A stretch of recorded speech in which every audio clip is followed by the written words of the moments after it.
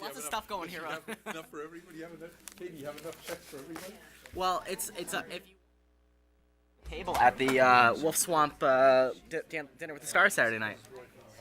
That's fine as long as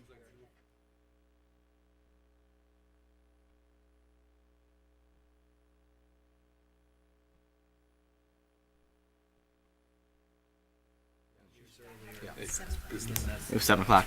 Okay. San Diego's great. All right, what's your meeting? You want to open it? Oh, that's, okay.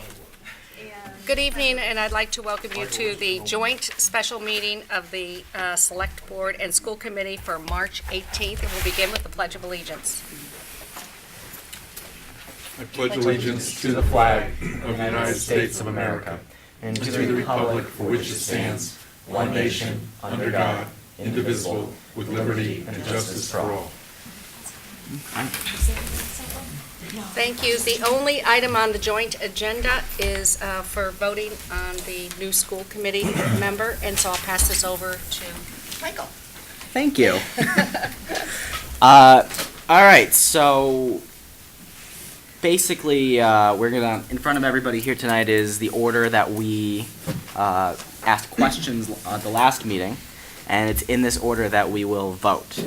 When I call your name, you need to answer with the candidate of your choosing, rather than, so I mean, that's the process. So for instance, if I was to say John, John would say candidate X, as his choice, and I will be candidate Y. I don't know.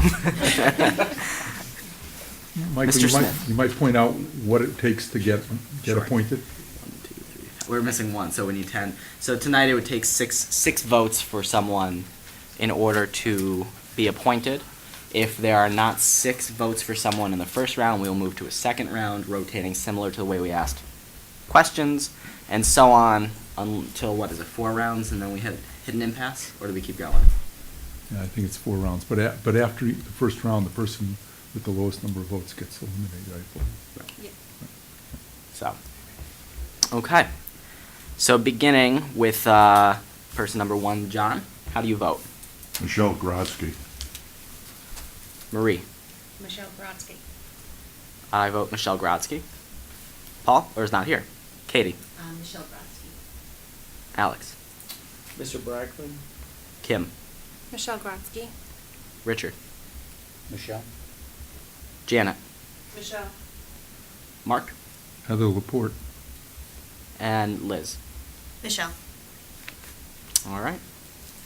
And so we have a clear with, how many? 1, 2, 3, 4. With 8 votes, Michelle Grodzki is the new school committee member. So congratulations. Tomorrow you want to go to town hall and be sworn in. Anytime. And after they open. She's Kathy. Kathy. Yeah. Kathy or Jackie. Town clerk, Kathy Ingram. Yeah.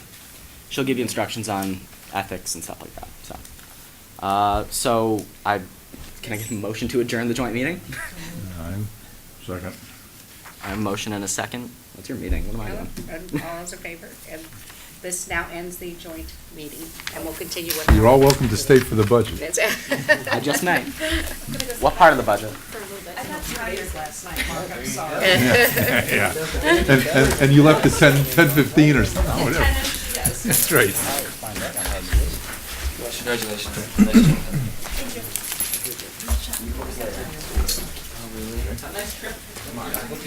Yeah. Okay, I thought we would, I want to make sure we all have the same papers.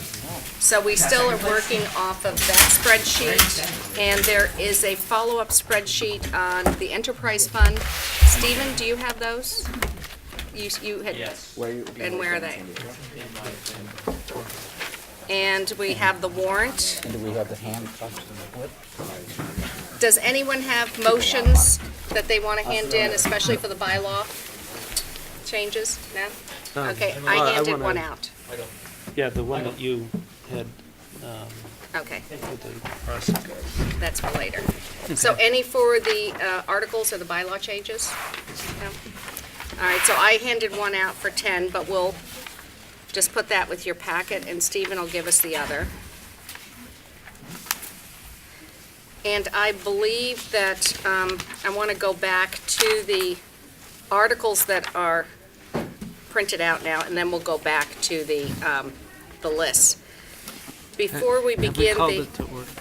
yes, Oh, we stayed, Oh, we okay. just closed the other part and All right, kept okay. ours open. Is Paul, do you expect Paul's gonna be here? He hasn't told me whether he's Okay. coming or All not. right. So the first thing before we go to anything else, Paul Pasturgeon pointed out that we need a article for accepting the Chapter 90 funds. So we need to vote that on the warrant. Right, it's a standard article that's done annually, but when we get the allotment from the state, we actually need to have a town meeting vote in order before we can spend it.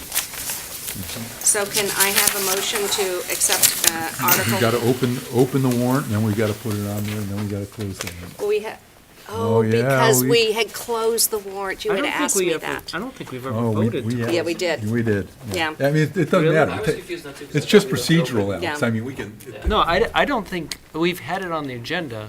No, I we- don't think we've actually had Because that we left it vote. open, I thought, for the foreclosed property. thing. Fine. I defer to Debbie, but I was confused on that. Just to protect ourselves, a motion to open the warrant in case it's needed. And a second? second. Any discussion? All those in favor? Okay, a motion to put on the warrant, a article for Chapter 90 money? Now move we add to the warrant an article to be numbered appropriately and inserted where it makes most sense by the town manager to allow the town to accept the Chapter 90 funds that we receive annually for the state for purposes of road upgrades. Is there a second? Second. Any discussion? All those in favor? All right. All right, now let's go back to the ones we skipped yesterday, and the first one that we skipped was, well, we're not going to do the budget one, Article 9, in regards to registration and maintenance of foreclosed property. Is there any, could I have a motion to approve Article 9? I'll move we approve Article 9 for the budget. Is there a second? Second. Discussion. Oh, Any questions or problems? I guess has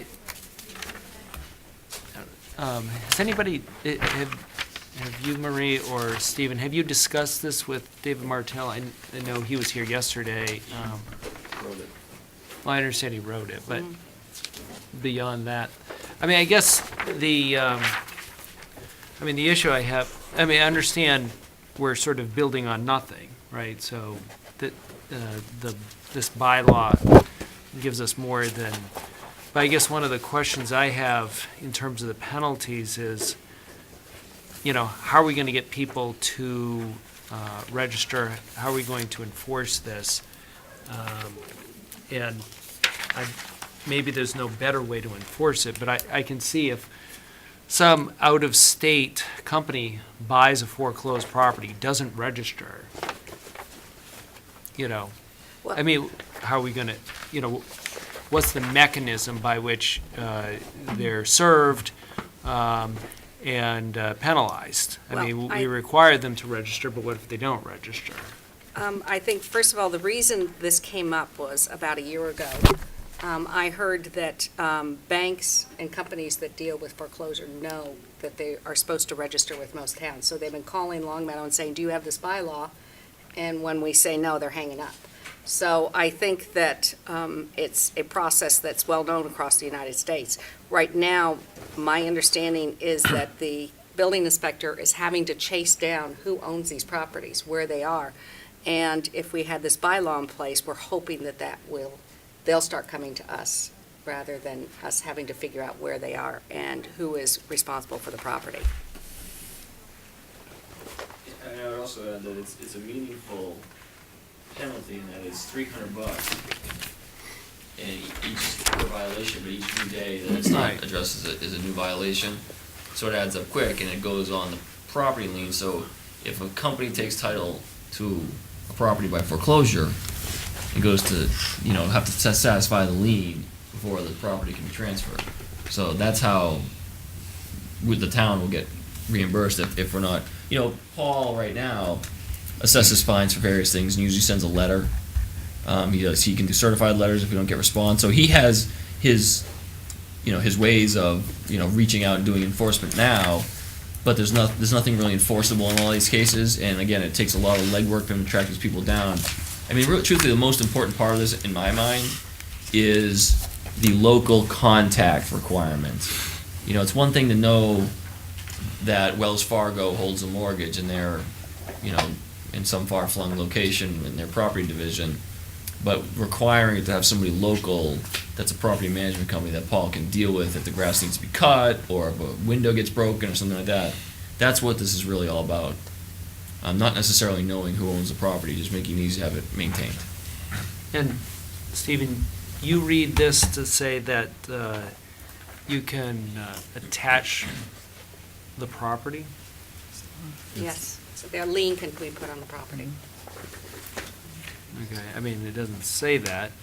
But any municipal funds any funds owed to the municipality, we can lien for. That's my understanding. Unpaid penalties shall be subject to the municipal charges lien pursuant to Where the are general you? laws, yeah. Where are you? Oh, I'm sorry. Part 2, I guess. 509, say 59062. And that's on, And I had specifically requested that Dave put that language in because you don't want to be civil, have to chase them in civil court to get the money. You want to be able to have it go right in the lien. I'll go right on the property. All right. okay. Any other questions or issues in regards to that warrant article? I guess my only question is, since this failed at a previous town meeting, it was withdrawn. I withdrew it before Okay. it even made a Okay. warrant I This is because, an said- I said entirely that last different. night. right, Okay. because that was something I had pieced together and I felt it really needed more time to simmer and it's just like I think they had a lot of revisions since then. It's much better written. For what it's worth, Dave and Paul Healy researched a lot of different communities in the Commonwealth that have these bylaws on their books and really took pieces that fit best for Long Meadow. Like, I think one of the ones was, perhaps Worcester was one of the front runners in this. And so ones that are for larger cities don't necessarily fit with what we're doing, and there were ones that were too small, so we just right. Okay, all those in favor? Opposed? Okay. Let's move on to Article 10. I know we withdrew that yesterday. I have rewritten it and I handed everyone out a amendment. I'm not sure if we need to put the motion on here and then I read off my amendment. So I'm looking for a motion to approve Article 10. And then what I would do is I would put my amendment on.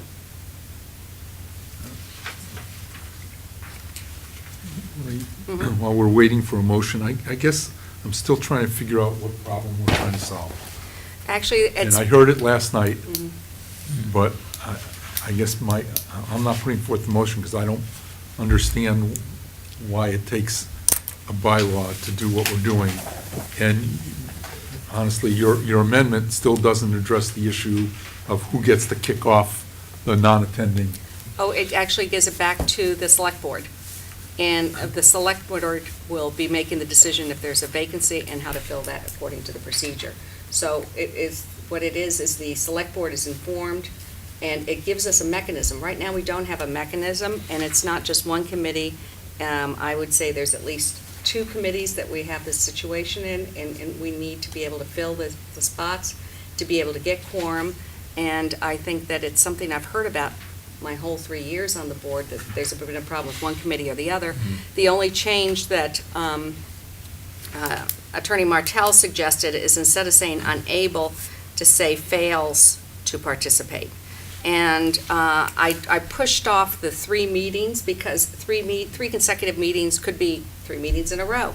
It could be 3 years in a row, and depending on how often that committee meets. And I think this leaves it gives the committee member who cannot or fails to participate plenty of opportunities to step in and say, no, I had a situation.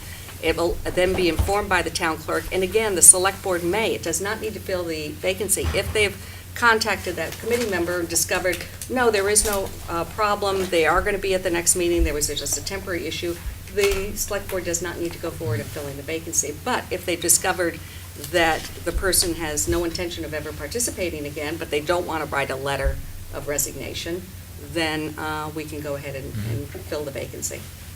I think Marie's right, and I don't have the amendment in front of me, but when I did read it this afternoon, it did, I think, address the fact that it wasn't quite so objective, like you cross this threshold for your meetings and you're gone, and you don't get a chance to talk. I mean, I thought the amendment captured some of what the concerns of the board was. But to answer your question, Mark, we do have a problem on one or two committees, but I think globally, the problem is if you say what problem are we solving, the problem is our bylaws have no provision to remove someone if they just decide they want to blow off a committee forever. And so you either have to, you basically have to wait for the term to expire if you can't compel the person to resign and they don't go to meetings or correspond anymore. And it seems to me that we want to encourage people to join boards and committees. And to me, if you're on a committee and someone gets to blow it off without penalty, it would be a discouragement. So I think it just makes sense to have a mechanism to address that issue if it comes up. Richard? How many committees do we have that we have a surplus list of people that are wanting to serve? Do you have that information available? I'm not aware of any. I'm not aware of any either. I think most committees, as far as I can see, the critical ones, we're having a hard time even getting people to fill in on them. And here we're discussing ways to remove people because they don't show up. I normally wouldn't talk about one this. I don't care for this type of thing because I don't see the big need because we can't get people on our committees anyway. I guess my concern is a committee that requires a certain size or a quorum to act, of which we have only a couple, but I guess maybe all of them need a quorum, and repeatedly can't get a quorum.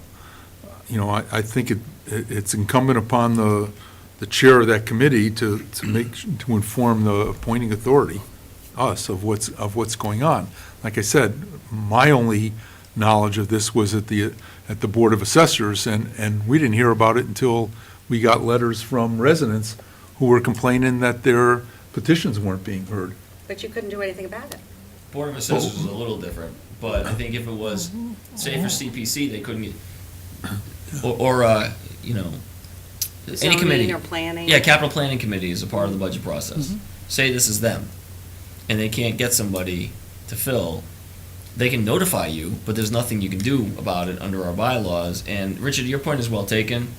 I guess how I would look at that is the opportunity cost. The opportunity to have somebody who wants to participate is what you really want to retain, and that's what this bylaw does, versus getting somebody on who's a no-show. Yeah, I understand what you're saying, Stephen, and I guess I would have a much better feeling if we had stacks of people really wanting to serve on them, but I mean, even some of our critical committees were down. Capital's down 2 people, are they still? I mean, that's a critical committee. Yeah.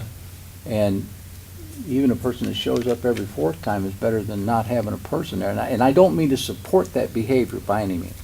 That's not my point. But I don't know. I'll go with it, whatever direction the majority of the board like to go. I don't see that importance in it under the circumstances that we're in right now. But what's the harm of having this mechanism if we need it? Well, Because I one don't. committee's saying we need it. I don't equate. They've never come before this board and said that. They've never come in this room and said that. And this mic is open every meeting we have for them to come in and voice. They would have to come in front of the board? Yeah. CPC. You said they've never.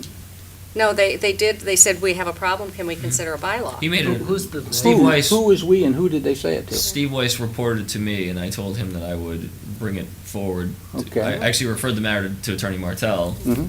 and our town council, and town council recommended this pathway to address so insofar as he made the request to me, to the town, he didn't come to the board, but Right, didn't come to the appointing authority and talk about it. But we have no mechanism to take care of it. It's not that big for us to argue when we have so little time. If no one wants to put this motion on and move it forward. It's a simple fix. In my opinion, I don't see how it is a serious bylaw when a lot of towns have this, and it just allows a mechanism if we need it. You're saying we don't need it now.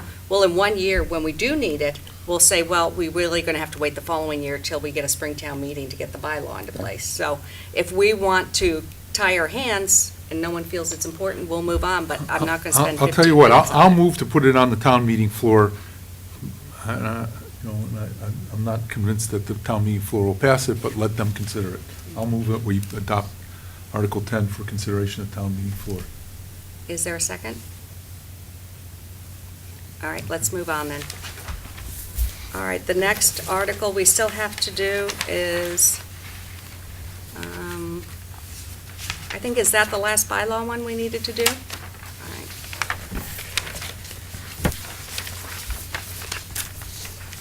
Now let's go back to our list that we had. Capital projects, yeah.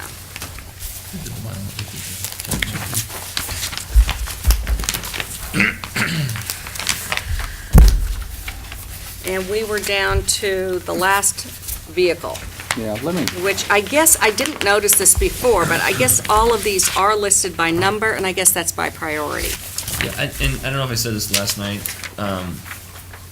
I not really thinking about it when I was truthfully to get the page to look cleaner and the formatting better. I took the vehicle numbers off of my spreadsheet that I distributed, and it wasn't an intent to hide vehicles. In fact, if I knew then what I know now, I would have left them on there. But I just thought I didn't make the connection to this in terms of review, so I apologize for that. and there was other information introduced last night that we have not, in fact, had time to look at, and I looked at today that I'd like to Okay. refer to. On the skid steer loader, let's first get a motion on the floor to approve. Is there a motion to approve the skid steer loader for as an article? Yeah, I'll put the article. Second? Second. All right, discussion. Richard? Yeah, the main thing that I could tell the board on this issue is that our inventory does have this piece of equipment. It is coming up for possibility of replacement. The mileage, let's see if I got the mileage here. I think the mileage, or the hours on the operation is very low there. I can't find my note here right now. The problem with it, Marie, is that we are loading this thing up with $30-some thousand worth of options, and I don't think Mike ever explained why. He didn't have a chance last night. And the inventory calls for a rated loader that's a brake force of 3,900 pounds. And the one that Mike is requesting is 6,000 pounds. That's a significant increase in the size of this equipment, and with the size of that equipment, it gives a significant increase in the pricing of the equipment. Well, Richard, I'm sure you can as well, but I did talk this over with Mike. If you want, I can explain. Oh, sure, if you can add anything to it. Because I asked him that question as well. There's the hydraulics. What are they called? Fast hydraulics or something like that. The hydraulic system on this unit is beefed up to do some of the heavier attachments.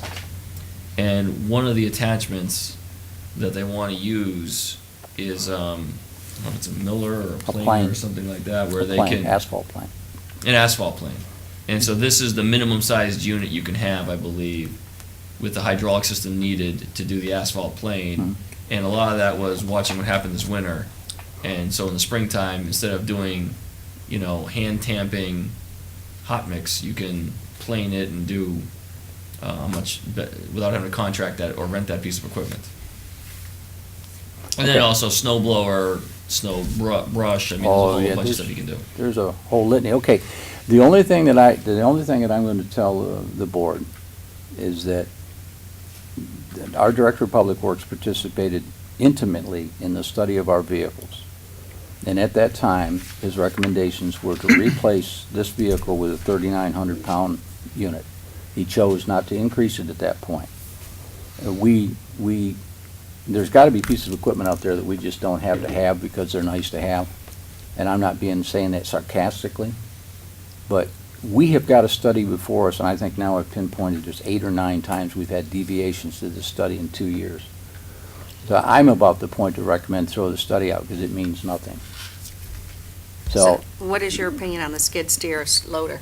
I question why he's beefing it up, because he did not beef it up for the study, and certainly Mike had every opportunity to cherry-pick this list and put what he wanted on this list. And he failed to do that. So apparently this is something that he has brought up in the last year or so, or a new desire, and I think there's a limit someplace that has to be drawn. That's my feeling. It's not, I'm sorry Mike's not in here. Are you looking to amend the article or just not support it? Well, I wish, it's unfair because Michael's not here. Mark? So I'm bringing it to the board's attention that this, again, is jumping up. And at the very most, we can approve the thing and put it at bay until we get further explanation and make a decision when we get to the town floor and fight about it there if we have to. But I can get an excuse given to me for every single vehicle on here to take it up. That's the easiest thing in the world, is for me to say, I need a bigger one. And I say, why did we get the study? Okay, Mark? Wait, let's, I just have a quick, Mhm. is this replacing an existing Right. skid steer loader? Right. It is. It's replacing one half the Okay, power. well, okay, does the current skid steer loader have capabilities that are now only available on a larger model? Because the manufacturer is there a deficiency? You talked about this asphalt planer. I mean, is it possible that the old model would have accepted an asphalt planer, but the manufacturer no longer offers that option with that size, and so Mike at the time may have assumed that he could have gotten one, but now he finds out that in order to get that option, he needs to go to the next size? Well, you can, Skid steer I don't know. you can use that explanation, because that may be the same that Mike would use. What I'm saying is that, do we follow the study or do we not? It's clear and simple. It's the bottom line. so is there Are any, you saying, though, that as you gain information and you evaluate department priorities and operations, you're not allowed to make operational changes because you're locked into the study? Is I that- didn't say that, Stephen. Okay. okay, But I say there's a purposeful slant towards increasing the size and everything on this particular thing, and there's a well-established pattern of going from 350 trucks to 450 trucks to 550 trucks, based on the fact that they're bigger and better. And that's true, but do we need the bigger and better in all these cases? And that, I'm just trying to bring it to the board's attention.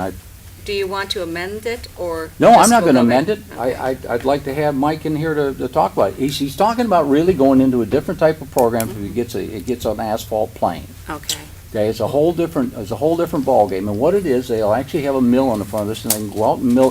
Stephen, would you like to tell them what it is, instead of shaking your head? No, last night at the end of the meeting, I said, do you want Mike back here? And you said, no, he doesn't need to be back here. He This obviously has- item was coming up for discussion. Right, but I said, do we need to have Mike back here for the rest of the discussion? And you said, no, he doesn't need to be back, and he obviously has a broken leg, and okay. so I wanted to give him the opportunity to not be here, but I did ask that question. You said he didn't need to be here. So you keep saying, I wish Mike was here. I'm sorry he's not here either. I should have told him to be here. Fine, let's move on, Murray. Alex? Yeah, okay. So, Richard, I have a question. You had mentioned at a previous meeting that you thought that this skid loader we had not had one for the last 2 years. Is that, Right, there had been 2 of them, and the one wasn't on the inventory I had, and then it showed up after he surplus the other one. So this is a valid skid loader that's down there. okay, so this isn't a situation, I mean, because what I was thinking is, if we're replacing something that hadn't been used for the last 2 years, maybe we don't need it that much. You're saying that that's not the case, or is it? No, that's not really the case. It has Okay. been used, let's see, what is it, what's the number on this rascal? H1, these inventories are flipping around on me too, gentlemen. Yeah, it's now H1 is a car, so I'm gonna take a minute to have to find it on here. Okay, can I ask, I guess I'd ask a question or a comment. Now, I mean, we're at this point where we're gonna vote for it, and you know, to me, this question of why, you know, I think Richard raised a good question, and the thing that's frustrating is, I don't know what the alternative is. I mean, we could try to amend it, but I have no idea what a 3,900 skid loader costs. We probably haven't looked into it.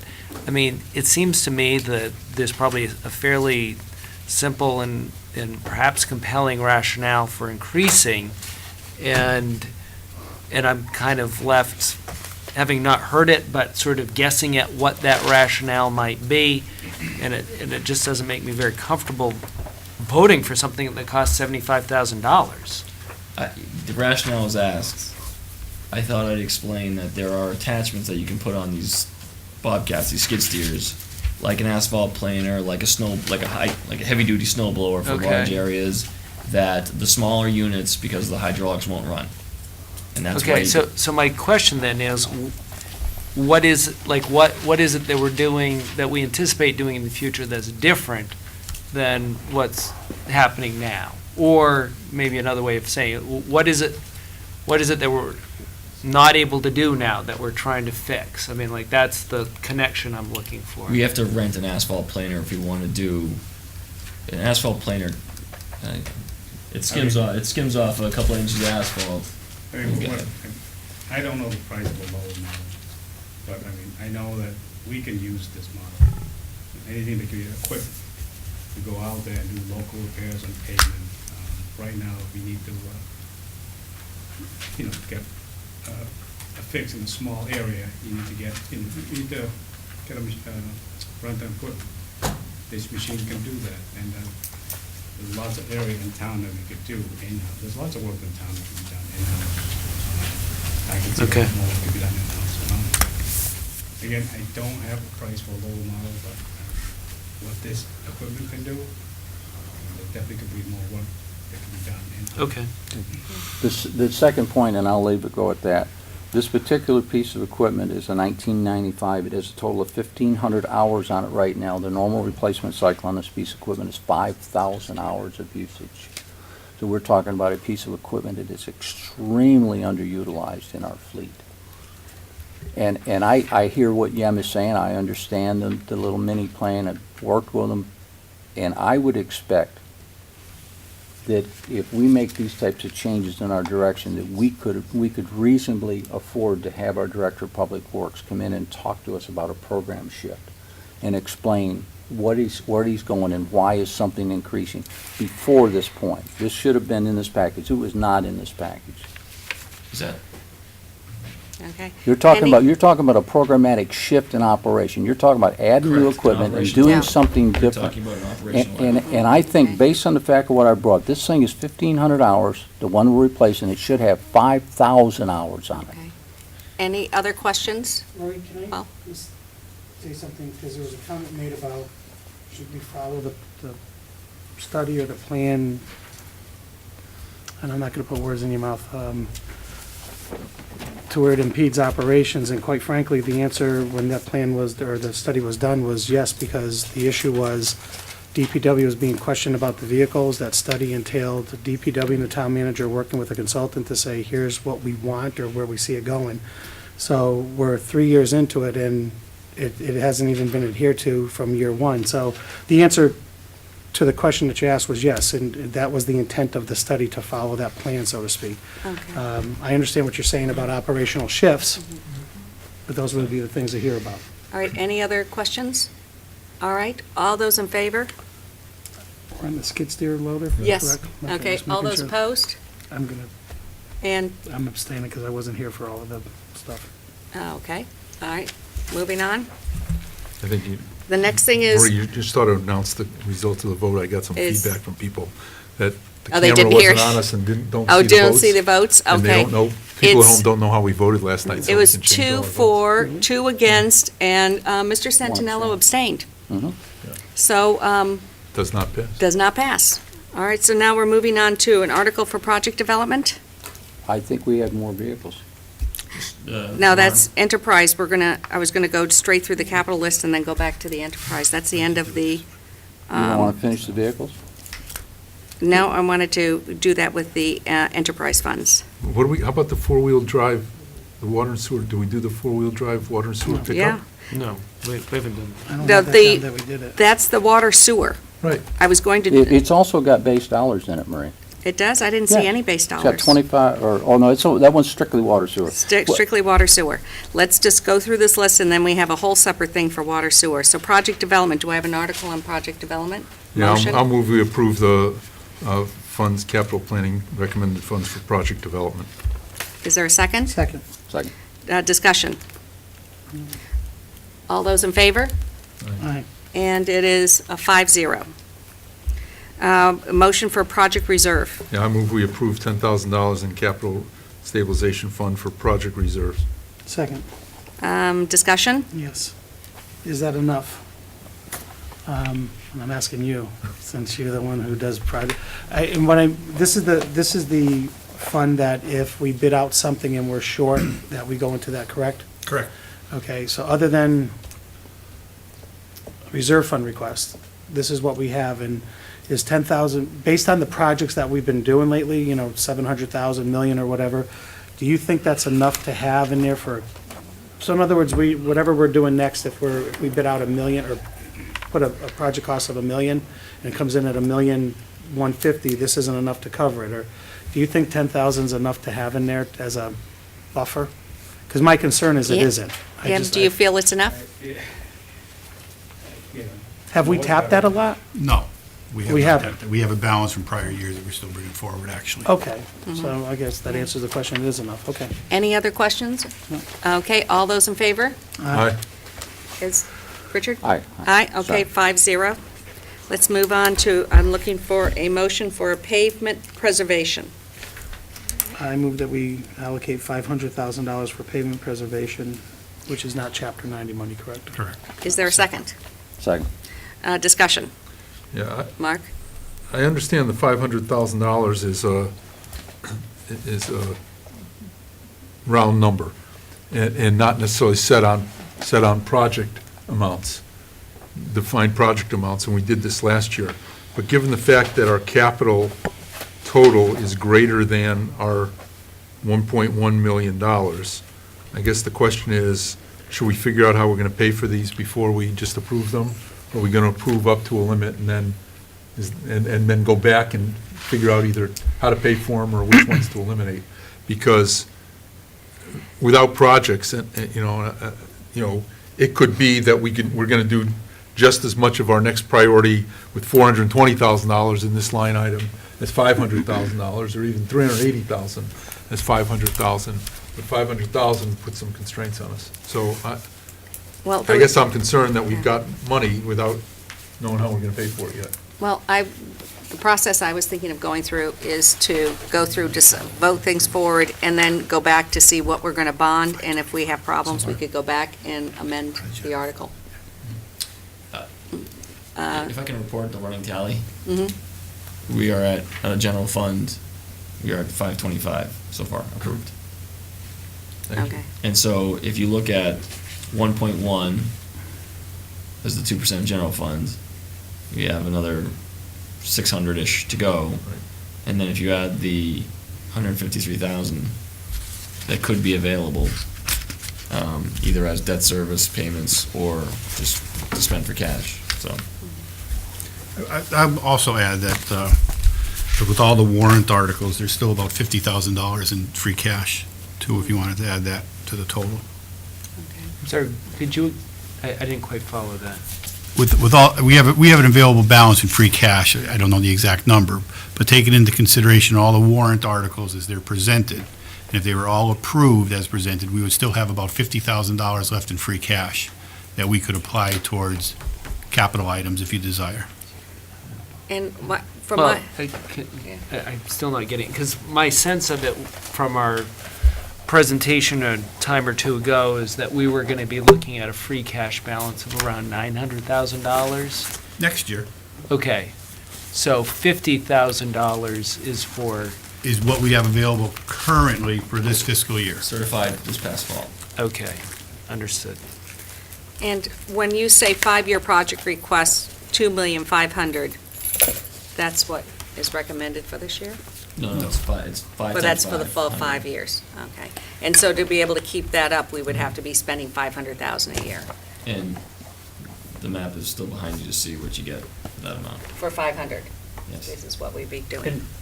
On the sheet that we have, it says C list. Is that the list you're referring to? It says pavement preservation C list. Oh, my sheet doesn't say that. That would be the list, that 5-year program for paving preservation. Okay. And this is what you're saying is this is what you would be doing with The the list is the 500. list of streets, right? Right, Yeah. that's just year one of the year. Mhm. The list has a 5-year list. I do have that if you want to see them. You want to, Alex, did you want to see the actual list, or? Yes, that would be nice. Marie, can I ask a question while we're Mhm. getting that?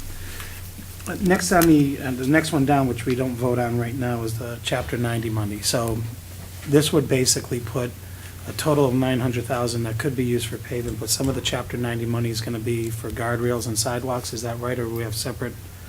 I know we have sidewalks down here, but typically, haven't we paid for guardrails?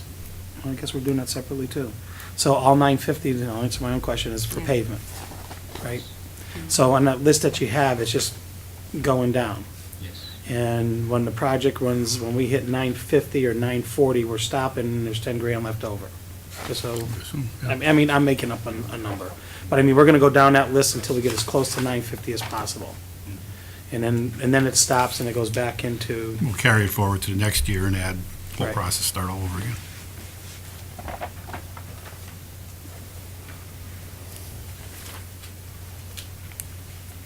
So, Marie, if I can, so I've got like Ellington Road, Ellington Street, is that the right list, Tim?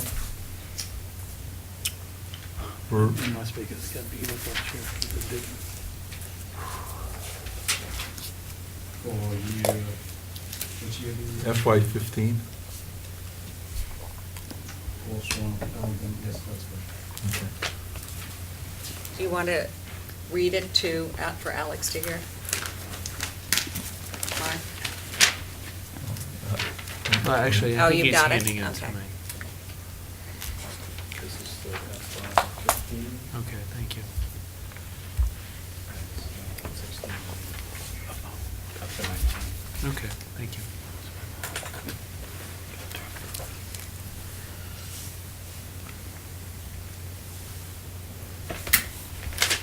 And Richard, with 500, we're still Oh, way down. behind. Yeah, yeah, Okay. they can spend 500 pretty quick. Okay. Yeah. What's your average mile cost now, mill and overlay? About 200, and, depending on the road. Yeah, and that's with really very, very minor, if any, repairs. That's right. Yeah. So a lot of the roads you're riding on need some repairs too. So, Few yeah, need. it's a wonderful contribution we're making, but it's still very low of what we need. Do you need more time, Alex? No, we can keep discussing it. Oh, okay. Any other questions? Are we ready for a vote? Well, right, Mhm. I mean, I kind of raised this at the outset of the discussion, because I think Mark brought up, you know, how are we going to pay, I mean, that was the question I asked at the beginning, and I understand the process that maybe we come up with a grand total, and then, I don't know, are we supposed to turn around and then cut stuff? I mean, If we decide not to bond it, I think that's when we let Paul take over and do his magic and tell us what, if, I'll right give you your now, options. what our options are. But I think we're almost near the bottom of the list.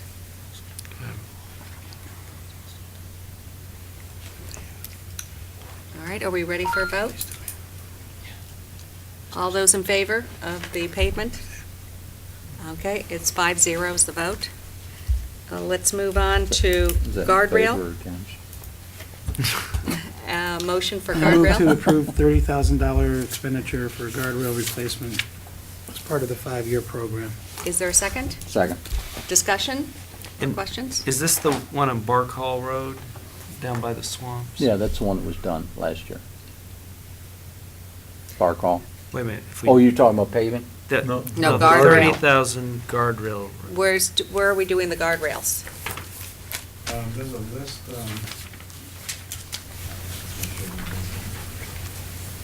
thought they did town hall last year.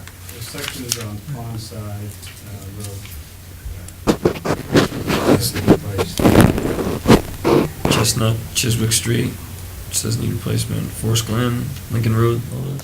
Chanel Road. I have a whole list of Did you want to see the list, Alex? No, that's fine. Okay.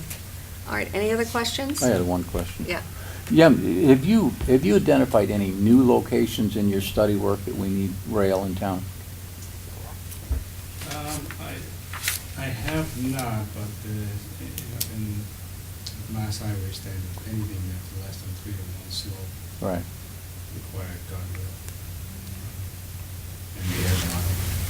Okay, and I think I I'm sorry, more than 3 to 1. yeah, I think I talked with you before about the aesthetic standards out in the historic core and all that, and I think you had said that you were leaning towards steel back timber in the scenic zones of our town, and when you got off to the sides, you go into the core 10 or the W-beam that was galvanized. Is that still your thoughts? Replacing the guardrail section up and down Route 5. Right now, we have wooden fence with, those will have to be steel back support guardrail. Right, and I guess for the benefit of people that are listening, the steel back guardrail is crash tested. It's not just timber, there's steel incorporated in the design. It's a federal highway approved design, and I imagine MassDOT too. And it's put in basically for the aesthetics of our community over the W-beam and with the galvanized thing that just doesn't add much aroma to the view through town, but it's nice on the sidewalks. Okay, any other questions? All those in favor? 5-0. All right, now the next one, on Can the I- sidewalk. Can I ask a question before you, what's our running total now? $1,055,000. Yeah, thank you. Is there a motion to approve the sidewalk reconstruction? So moved. Is there Second. Discussion. Yeah, I'd like to amend this, that we authorize $55,000 for sidewalk construction, which will bring us to our 1.11 million of capital, and then handle anything additionally for sidewalk construction based on how we're gonna fund it. I think it's irresponsible of us to approve money and then say, let's go back and find out how we're gonna fund it. So I that- move that we amend the amount Okay. from 400,000 to 55,000 with the anticipation that if we have money and find out how to fund more, we'll fund the rest. Second. All those in favor? How about discussion? I'm sorry, discussion on the amendment. Now, Mark, when you, Okay, Yeah. go ahead, Al. so Mark, with respect to your amendment, you say you want to have $55,000, and then if we find, maybe that wasn't your word, find money If we later. agree on how to, on additional mm-hmm. funds, And now the later that you're referring to, I assume you're meaning. somewhere between now and 8 o'clock. Okay, so in the next 10 minutes. Right. So I guess given that, what's the point? I mean, Well, because So then let's suspend this vote and go decide how we want to fund above $1.1 million. And not, if we're gonna, there was a motion made and seconded to spend this money. And my comment is, if that motion is on the floor, I think we ought not spend that money until we know we have it. Now, if somebody wants to withdraw it and have the discussion about how we fund 400,000 for sidewalks before we make the motion, I'll vote for that in a heartbeat. So Did that's your- my rationale. Did your motion get seconded? Yeah, Paul. Okay, and so, on the motion, There is any some question? discussion, yeah, there's some Only on the discussion. motion. It's on the amendment, right? On the amendment, that's what I meant. Okay, Mhm. and I agree with you 100% if that amendment would have been offered the first line that we started in this budget, because that question was brought up, and everybody sat there and agreed that we'd go through this entire list, and we'd put on what we felt, then we would go back and start to take off, and I just arbitrarily think it's not responsible of us to just get down to the last item, which happens to be our sidewalks in town that we know people are getting hurt on every day, and we just arbitrarily say we're gonna whack that to 50 until we find money. I played with the game as we started from day one. I brought that to your attention immediately yesterday. This is a very different way to go through the budget, and I don't want to see us just whack this. I've got some backups, Mark, that we can go back in, and this board can make some intelligent decisions on, I would hope. But I don't know why we're going to suddenly stop when we get to this item. Okay, so what, on the amendment? Yeah, I'm just not proposing we stop, Richard. I'm just proposing that we have those discussions concurrently, I guess, that we say, we'll vote to eliminate this and put the money into more sidewalks, or however we do it going forward. I intend to do it, I support doing it this evening. I just, don't think we should go out there and say, now that we've approved all these things, how the heck are we gonna pay for it? Or what are we gonna go back and eliminate? And And I understand the rules that we worked under starting yesterday. I just didn't think they were appropriate then. I would've But appreciated- everybody seemed to agree with them. I would appreciate your concern being shared yesterday. As I voiced concern, it would have been nice to have heard you chime in if you felt that way. Marie, can I ask Mr. Pursurzik a question, if you don't mind? Paul, when we upped the fire truck, does your tally include going from 40 to 75? Yes. Okay, thank you. And then the other thing that I'd like to, throw out is, we've had the what if we use, the debt exclusion, what if, that type of thing. And what I like to throw out there is that we're anticipating about $1 million in free cash to be certified next fall. And you have $2 million worth of items here, and I'm not the mathematician that some are, but kind of seems like we have money that we're anticipating that we've already taxed people on that would sit in a budget and be chewed up potentially at fall town meeting, cleaning things up, as we like to say. And you're at 1.1 million worth of allocation from general fund. You have about $1 million of free cash that's anticipated. And it seems to me like it's a perfect fit to fund those projects all the way down to the major infrastructure. Now, if we want to prioritize, ask the, DPW to prioritize major infrastructure versus the other two things at the bottom, that's different, but I think the money's there, and that's why I don't have a problem funding the sidewalks. I would rather see that than going up to our levy limit, which is additional tax dollars to bond out $1 million, when we already overtax people by $1 million through free cash. And I understand how it works, and it goes on every year, but there's $900,000 to $1 million in free cash. You add that into what we have, and we're there, folks. Might be too simplistic. Yeah. I think, Marie, the other point, and I understand what Mark's saying, and I felt this way very firmly yesterday. I don't care for how we did this. I don't like this process like this. I like it more orderly. But even to hint that we'll defer sidewalks can't be deferred. They're already broken. They're already fractured. We've seen them in our town. We've got a lot of stuff in this budget that we can defer. I can defer likely every single piece of equipment that is being scheduled for this year's replacement for at least 1 year without any impact whatsoever on this town. But Mark has had a neighbor that broke an arm. My wife took a head dive. I've got a doctor down the road that had surgery on his Achilles heel from our sidewalks. And I just don't think it's prudent for us to even consider that. I think we should be making a massive commitment and have that done as the first line up here, because it's a known safety deficiency in our community. And to leave this other stuff that can be deferred. I've got some deferred questions that I'll pose, but we can move on, but we're going to have to go back now and re-vote on issues if we reduce the price on them. Any other comments on the amendment? Okay, all those in favor of the amendment? All those opposed? So, Paul? Yeah, no, I Oh, was you are, opposed, yeah. okay, 4-1. So now going back to the Well, wait a minute, 1-4. 1-4, okay. All those in favor of unless there's more discussion on the actual sidewalk item? All, The only discussion I was had, and I brought up to Yem yesterday, it seems like a fairly aggressive amount of money. Can you handle it? I know the needs out there. What do you have, $5 million worth of needs?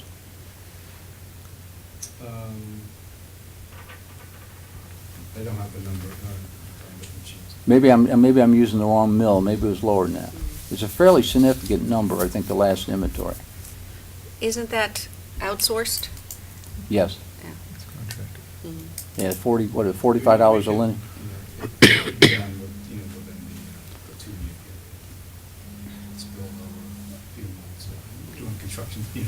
Right. construction. But you've put this on a fairly aggressive schedule, it looks like, because of the problems that we're having. Correct. I think that's what I've seen. It looks like there's been a direct response to the fact that we're having incidents in our community. And it's all under contract, so it can be handled? All right, all those in favor of the article? 5. All those opposed? 1. And moving on to, now what number are we up to? Drainage. Pardon? There's major infrastructure. There's, No, I'm saying the number. Oh, as far as the, you're at 1.455. 5, okay. The major infrastructure, Dwight Road drainage, and my understanding is it's 1 through 5 according to the priorities? Is that how they're listed there? No, these are listed how they were requested. I think the priority list is different. I think Frank Smith. Yeah, Frank Smith was the top one on the Frank priority. Smith, Avondale, Dwight, and Berwick. Okay, so Frank Smith is number 1. Number 2 is, Avondale, Culvert, and number 3? Dwight Road, and Number the 4? Berwick outfall. And number 5 is Cooley? Cooley Brook is tip money. Tip, okay. All right. So, Mark? I'd like to make a motion, we approve the outfall drainage projects as stated for Dwight Road, Frank Smith Road, Avondale Road, and Berwick Road, and those funds to be paid for by a bond that is not a debt exclusion bond. You want it out of operating? Well, You said not a debt exclusion. You said not debt exclusion? a bond that's, it's not a debt exclusion bond. Yeah. Right, which means that we pay for the bond out of operating expenses. Is there a Okay. second? We can second it for discussion. I don't mind seconding for discussion, but we do need to have discussion on these items before we sweep this big group No, together. right, but Okay. I'm just proposing we just put them all Okay. together and pay for them in one bill. Good. Paul, was the original suggestion? That it be not debt exclusion, or? Right, what was- the original suggestion, not necessarily in this particular order, but we had our $1.1 million, and if we were going to do all these projects, a certain portion of it was going to be bonded, which Mark has suggested, and that bond was going to be within the confines of Prop 2.5. So that's exactly what he's proposed. But my understanding is that still leaves us with a problem, because if you take it not debt exclusion, 940, wasn't it only $1 million that we could do not You debt? would still have an issue, because you've actually appropriated 1.455 Right, out of current, I don't say current, out of the 2% that was set aside. So there's a gap of $345,000 that has to be addressed. okay. And so the plan that was presented to us. The plan that was presented probably would have taken a higher bond amount, well, would have taken a higher bond amount. And maybe a portion of the pavement, maybe a portion of the sidewalk, something to that nature would have added to the bond amount, but then it would have lowered that 1.455 that was already approved to what we currently have in place, which is the 1.1. Maureen, if I can, what I proposed is, obviously what Mr. Pasturzik indicated, was that we bond drainage, but we not bond objects, I guess for lack of a better description. Because, I think drainage has been frequently, if not almost exclusively traditionally, been subject to bond. They are long-term projects, long-term fixes. And some of the objects, in theory, may not outlast the price of the bond, although that's not necessarily true with all of them, but, some of them may not.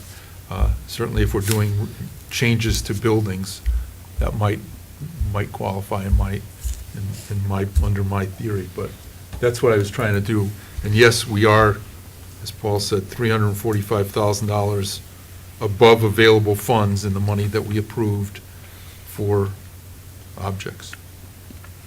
Now, again, forgive me if I'm being slow here, but how is it that we're able to bond this within the 2.5 limit? We currently have $153,000 worth of excess capacity, Okay. that if we went out for a bond issue, we could bond that and use that 153 to just pay a portion of the principal. So, if we did over 10 Oh, I years, see. we'd be Okay. just spreading out the payments over the 10 years. So the 153 would be our annual payment on the bond? That 150, I don't want to say it's the 153 exactly, but Right, yes, that would be well- used to cover it, yes. It would be within the 153? Yes, it would be within the would 153. Okay, I get it. Paul? What, to use a levy limit, money available in the levy limit, and keep free cash when it becomes certified in the fall of 900 to 1,000 to 1 million, and then turn around and take that free cash and then do, which we typically do, is that other available projects come the fall, is, in my opinion, putting salt in the wound. You want to take operational issues, these are capital items, and they should be paid for a bond through debt exclusion, if you want to bond it. The issue is, we already have $1 million coming due. That's what we're projecting for free cash. Why would we bond when we're gonna have money that we've already taxed people with coming in our hand? Right. And I understand these are long-term projects, but the $1 million that is coming due in free cash is not going away. It's not coming out of the budget. It's in next year's budget that we're talking about. So, taking cash and paying for it, I know it's kind of unique to think about it. But if we can tell residents that there's $153,000 that we didn't tax them on, or because we could, I think utilizing that free cash is a much better strategy, because it's money that will be left over from operations that hasn't reduced in the FY.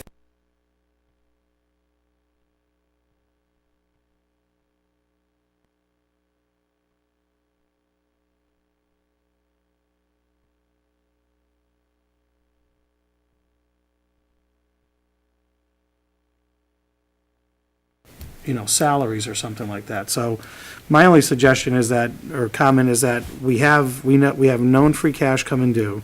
We have known expenses in front of us, and they almost match up perfectly. Mark? Paul, your argument is compelling. I agree with it. I That's mean, also right, but that's well, what I'm not sure. We'll determine whether it's right when we vote, but I think one concern we need to address as a board is timing.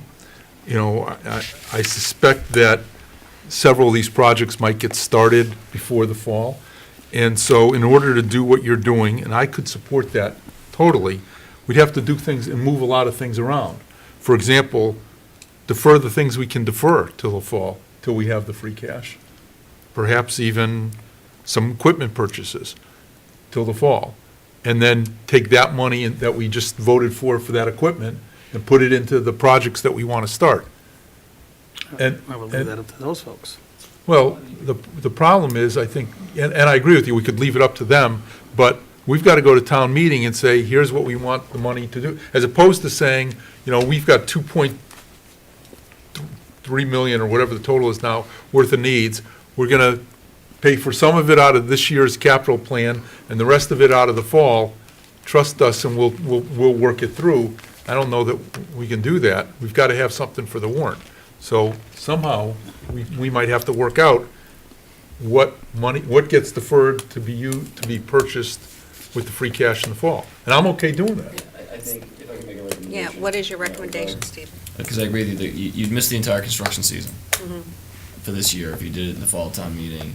And we talk about, can the work get done? Well, yes, the work can get done if we have the full advantage of the construction season, which is, we discussed last night, is split because of the winter in the middle of a fiscal year. So, yes, I'm sure we could juggle stuff around, and that's where the prioritization exercise comes into play. And we could certainly get a recommendation from DPW, from Yem, about which one he thinks should go first, but understanding that when we presented this, we presented that we could come up with some financing scenarios that would enable us to do all of the work. And I just want to make sure I'm clear, because I guess I want to make sure that there's a commitment to the capital spending, because that was one of the goals that we took into this budget process, was to find a way to expand capital spending, because I had heard loud and clear from the moment I got here that that was a priority for this board.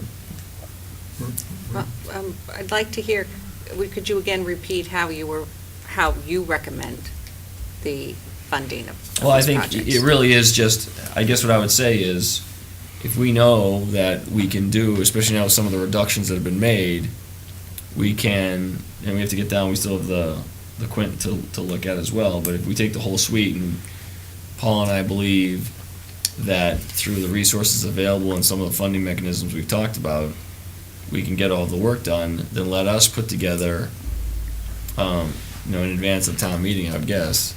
If it's bonding, though, they need to authorize that and vote it today, or for the warrant, anyway. Maybe not today. but for the So, warrant. and then, we know there's a whole amount.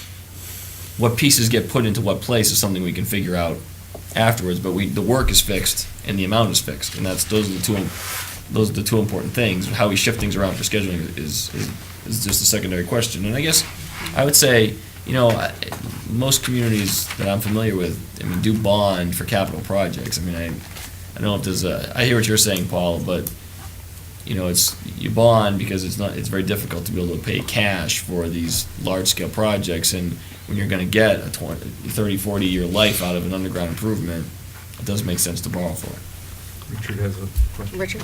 Yeah, wonderful discussion. Paul, I agree 100%. It's my exact feelings, too. There will be another year, and there'll be another year after that where we'll face the same problem, so. I got some more direct questions. Cooley's on TIP. What other projects here could have been available for TIP funding?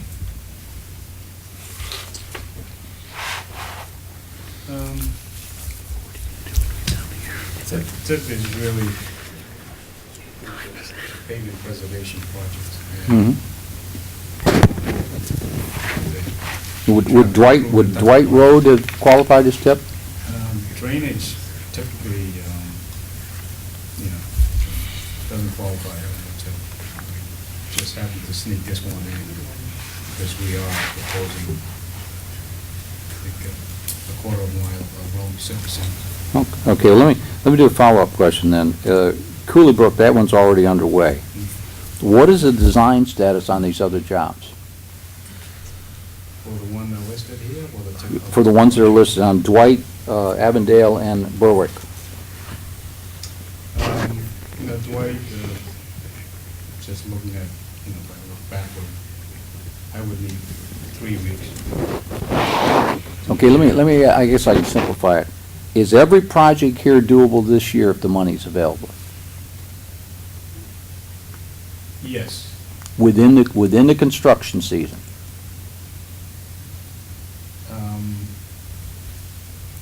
I would say, yes, the bulk of it, You had that disclaimer in there, the bulk. yes. Well, Within the fiscal year or construction No, season? within the construction season, Which one? this year. So, November. so only the fall construction season? You don't Yeah, leave the anything for the summer, spring, summer, all the way through. Where are we sitting on these jobs being ready to go? But we have, we have the resource, the engineering department to be able to do this. I'm pretty confident we can get it done within this. So if the money was there, every one of these projects could be completed during this construction season. During the fiscal year? No, this construction season, our upcoming construction Can I ask you season. a question, Richard? Yeah. They plan out a year's worth of work. Why do we want to try and squeeze it into a half a year? Well, you tell me when you want the money then. You got a construction The money's season coming available up. on July 1st under the law of the town, or the laws of the Commonwealth. The money's available on July Mhm. 1st, and Okay, but you could also do specification development and have them ready to go in next spring and have it awarded at spring meeting and just go right into action too. You mean fall meeting? No, spring meeting. I mean, that's when construction starts.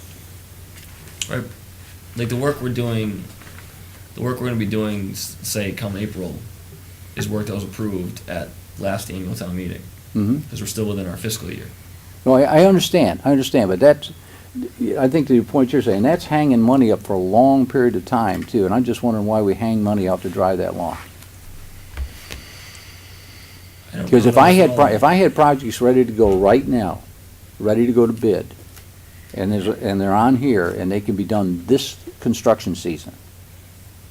Long projects need design plus 2 or something like that, but short projects, as Yum is saying, he said he can design these and have them done this year.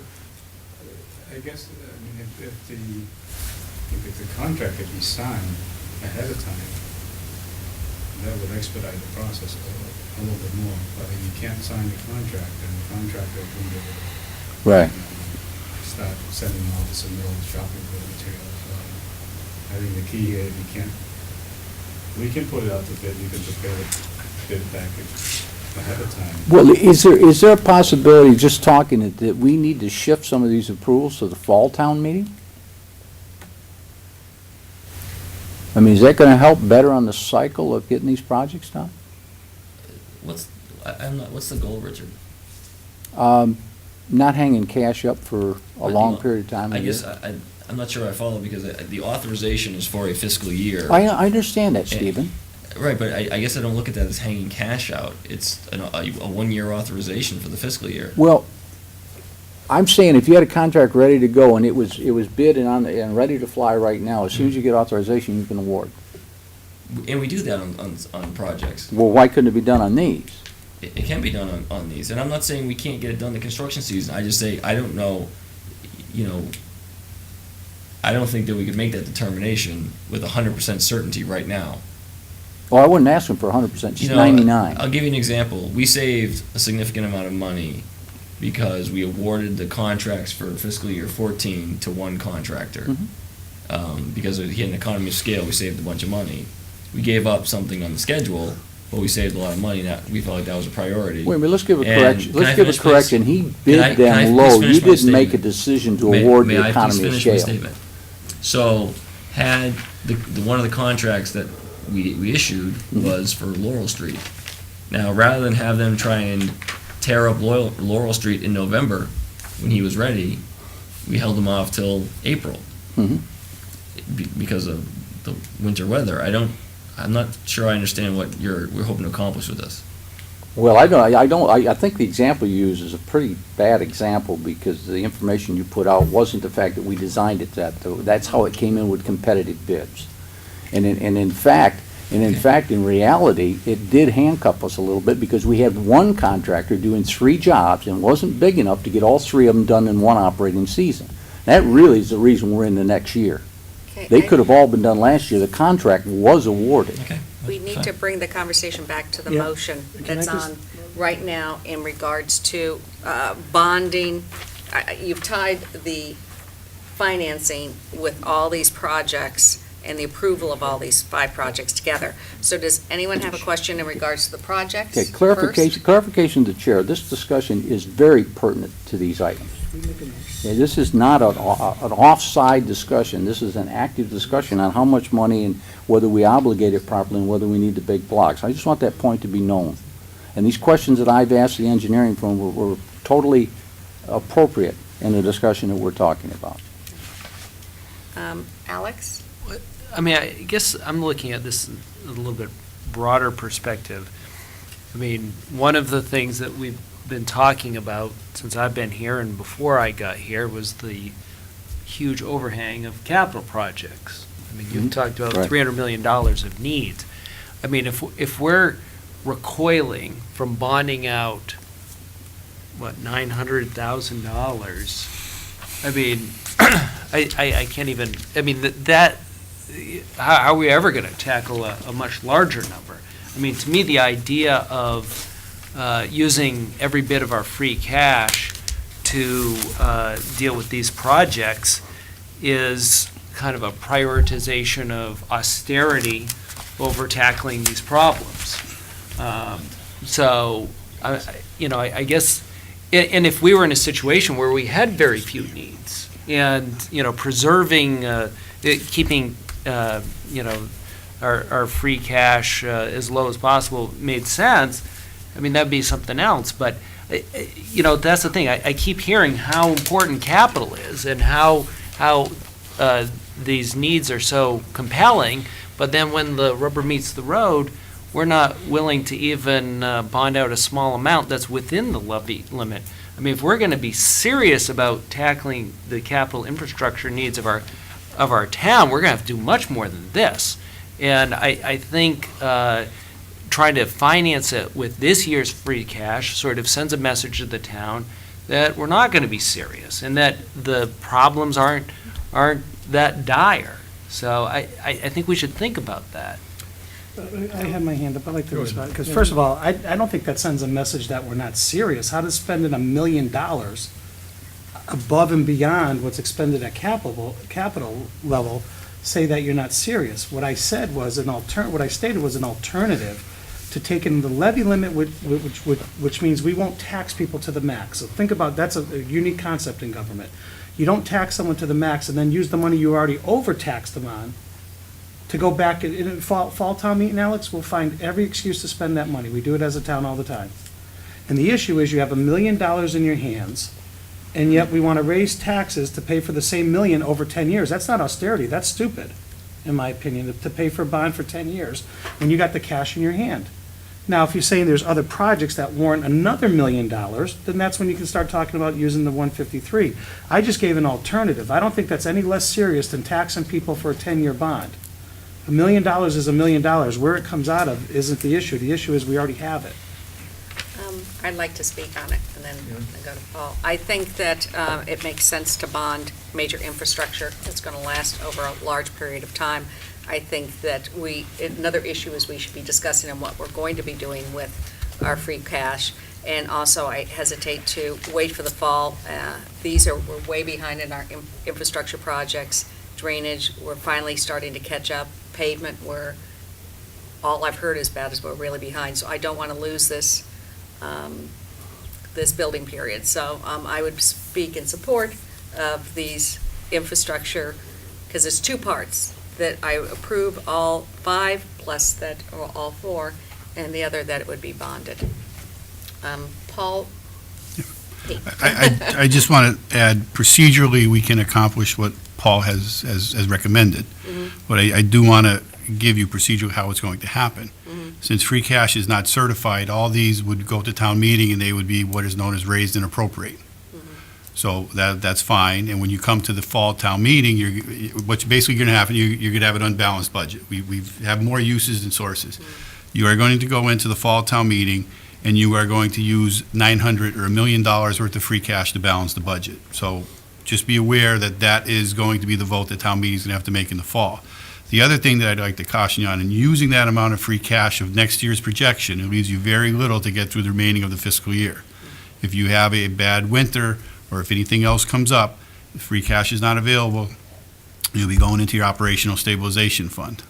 So we have always, again, there was I think this board liked to have a $500,000 cushion that it had once the tax rate was set. That would more than likely dip below it slightly, if not dramatically. So I just want to make sure that everyone's aware of procedurally these little tidbits. Mark? Yeah, I guess, Paul, you've addressed somewhat of my comments or questions, but I guess, can we have a warrant article that proposes that we bond this with the bond proceeds to be paid, or in anticipation of bond proceeds to be paid by free cash? In other words, bond it, get it now, so we can start now. I don't Or really- you're saying, because I understand what you're saying, but you're saying is pay for it literally in cash, and I'm saying borrow the money, start it now. But I guess you don't have to borrow it. You can have a quote-unquote unbalanced budget and then pay for it You're later. going to have to balance it in the fall. And in theory, in the fall, if we find out that we don't want to use the full $1 million on this, how would we go back and say, you know what, let's use 700,000, bond the 300,000, you'll do your band magic there and still keep some free cash that we may need. I mean, is that something you can do? Well, I don't know if I understand all the questions, but one of the questions was, can we wait until the fall, bond it and wait until the fall to pay for the bond with the free cash next year? Yes, we could do that. We could bond it in the spring, and then what we would do in the fall is, out of available funds or free cash, we would use that as a source of funds to pay for the FY15 debt service. And that FY15 debt service could be anything. It could be $100,000, it could be $500,000. If we want to take $500,000, if this is going to be $1 million, then we have $500,000 remaining to go a number of years. So the answer is yes, we could borrow it now, if I understood the question, borrow it now and pay for it whatever we could, or whatever we wanted to. We could pay for it out of next year's free cash with the fall appropriation. Up to and including all of it. Up to and including all of it, if that was your desire. And I guess my question is, how do you make that as our intent when we go before town meeting? I think you could explain it, but I think you're going to need multiple appropriations, because you're going to need the appropriation for the debt service in FY15, and that is coming out of FY15 free cash, which is not certified yet. That's going to have to wait till the fall when it is certified. So it'll be a two-part process. You're going to have to bond it now, and then you're going to have to get that debt service part of it in the fall. Richard? Yeah, real quick. Alex, there's no intent to try to slow this up. I don't think that's the point. We're just kind of, what's the best way to finance it? We could use several million. I've got one quick question for the engineer. If, just hypothetically, if we split this one half cash and half bond, would that work for you? In other words, you've got 4 projects, you've got 5 projects, you're not gonna get them all done this season, right? And how many projects can you get done? How many projects would you need funding for right now to go through this construction season, approximately? I mean, the list that we proposed, does that answer your question? No. We have been talking about whether we could bond, and, Mark's saying go to the fall town meeting, and Paul's saying pay for it all in now cash, and I'm saying, what if we say if you gave $400,000 in cash right now as a vote tonight, would that take care of your construction season, this construction season we're going into, and then go to the town fall and go for the bond, which Mark was talking about at that point, and give the rest of the money at that point in a bond?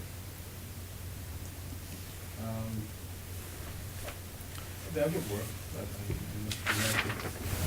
I'd like to see which one get done first. Well, that would be up to you. I think you'd be telling us if that's an option. Because I think we, like Stephen say, it's a year-long program, and we break in the middle of the year, which is kind of strange, but we're kind of in the middle of construction season when we start another thing here. So, Paul was talking about taking 100% free cash, and I don't know why, and Mark wants to go 100% bond. I don't know why you couldn't go half free cash and half bonding and do the issue. Well, That wouldn't hold up any construction schedules, and it would still leave a decent surplus. It anticipated to be $500,000 left in free cash. Is that correct? Yeah, if you bonded, some of it would Yeah. free up the free cash. I'm very uncomfortable with these options. Number one is, I think that what we looked at as sound fiscal policy is that we don't have an unbalanced budget, that we don't use free cash to balance our budget. We're rolling right back into doing that. And then I go back to October of 2011, where we had a massive disaster, and thank God we had some money in free cash. For us to say we're going to rip up our roads and then really hope that we don't have a problem and that free cash is there and we can use it and we can appropriate it in the file. And what if something does happen? I don't feel comfortable saying, well, most likely everything's going to be fine. I think that we have to go back to what is sound fiscal policy, which is have a balanced budget, do not use free cash in order to do that. I think we do have to look at why we are getting so much free cash and what we're going to do with that in the fall. But if you have major infrastructure, I do not believe throwing cash at it. I believe it should be 100% bonded. That's And my why? position on those three. Why is it? Why does it have to be, if you've got cash, why do you want 100% bond We don't have something? the cash. We have projected cash Okay. available for us in the fall. Right. We do not have the cash right now. Okay. Yeah. But- So but I'm not going to. Why would you not want to use cash, Marie? Why would you purposely want to indebt the town more and pay debt service on I money just that you explained to you had in 3 cash? reasons. One is you should go into, and one of the things that we were looking at GFOA is sound fiscal policy. And all these other towns we listen to, what they say is Do not balance your budget with free cash. We're not balancing the budget Yes, with we free are. We are cash. going into a deficit. In order to do that, we're ripping up our roads and saying we're going to finish the project when we get the free cash in the fall. And I say, I'm not going to count on it being there.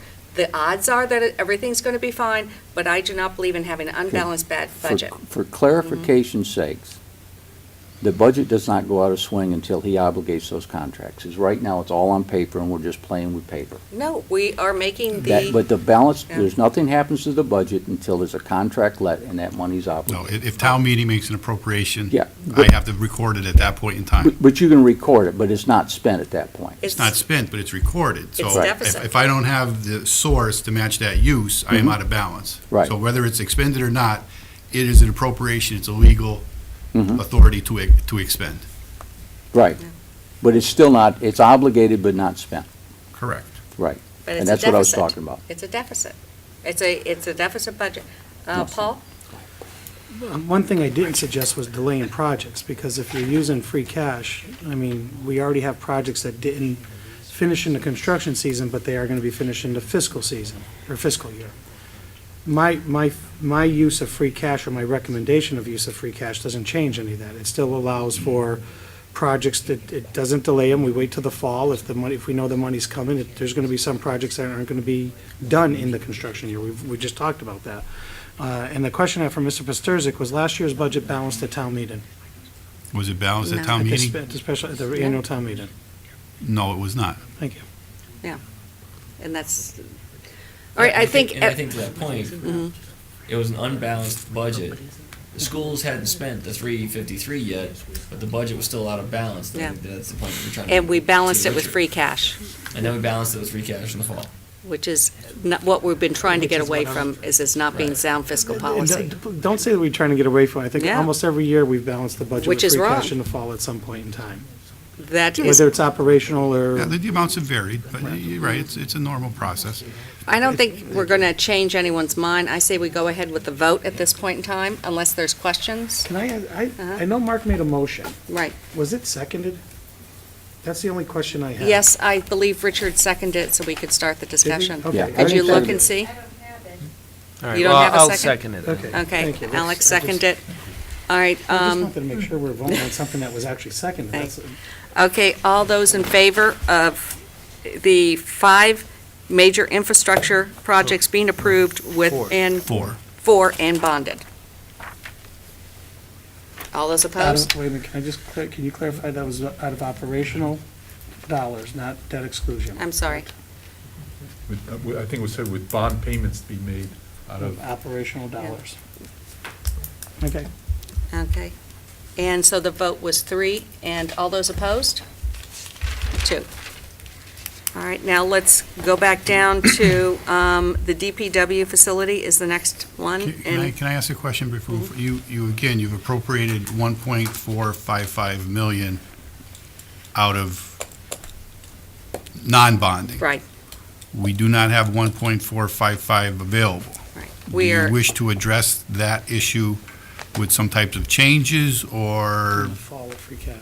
follow This is- free cash, this, however you this want? is an issue we have to bring up. We could do that now, or we could finish the list. Because I'm not sure where where we're doing with the DPW's facility and the Quinn truck, so it could be Okay. even larger. Right now, the recommendation by town manager was $1 million. DPW was recommended by CPC for $3 million. What is there a motion on the board for that or anything else? I believe there was some discussion the last time we were together, going over the budget of design money to be put in. Is there a decision coming from this board on any motions? No one about design on moving forward in the project? Maureen, if I Yeah. I mean, the last time I commented that we should appropriate money for design. I still think we should. The problem is, any number I put forward is literally a number I'd pull out of thin air, and I don't know that that's the best thing to do. I mean, clearly, it's, I want to move off the stalemate that we seem to have on the DPW facility, but I don't know what it's gonna take. I don't have any, haven't heard any recommendations of what it's gonna take to do an adequate design, and to some degree, I think we'd already talked about some of this before. I don't know if we voted on it and how we're gonna pay for it. I think we had discussed a number of $150, and again, you said that was just thrown on the table. Yeah, it's Do you have, $150,000. Stephen? My recommendation was that we talk to some engineers, including Ty and Bond, who we already have a relationship with, who knows the site. And the goal was not necessarily design of, say, a building, but getting deeper into the analysis. Like I said, the Ty and Bond report did some analysis of soil conditions in the floodplain, and then left some questions open in terms of what would it cost to flood-proof the building if you built it to a certain base level of design. Those are the questions that I think we need to have answered. And so my recommendation was, let's, over the course of the next few months, let's talk to some different experts in this area, get more information about what would it take, what are the opportunities and limitations of the current site, and then develop a scope of work and what we think it would cost to have that design work done, and then go to fall town meeting for a free cash appropriation, because then we'll know how much we're asking for. So your Now that I know that- recommendation is nothing on this budget, but to start preparing and working towards fall? Correct. Okay. So any other? No? I Okay. mean, because I think literally the recommendation was $1 million to fix up the DPW site. And my sense is that nobody was supportive of that. All right, so there's no motions on the floor, so let's move to the last item, the Quint truck. And could you just describe your recommendations and how you were, because I'm a little confused, because there's a truck fund with $500,000 in it, and you're talking about bonding, and so could you explain what your recommendation is, Stephen, before we? Sure. The recommendation would be to borrow for the truck. Because I guess the anticipation was we would do a larger borrowing, but add this to the mix of items we want to shift around. We have sent out 2 letters of request to offset the cost of the vehicle. We will do further outreach on that. But I think the need for the vehicle, for the apparatus, I should say, I think has been well documented. The people who interacted with us during the demonstration and people who also heard that it was in town strongly support it. They're especially some of our larger housing developments. I heard from the folks at Emerson Manor, I think.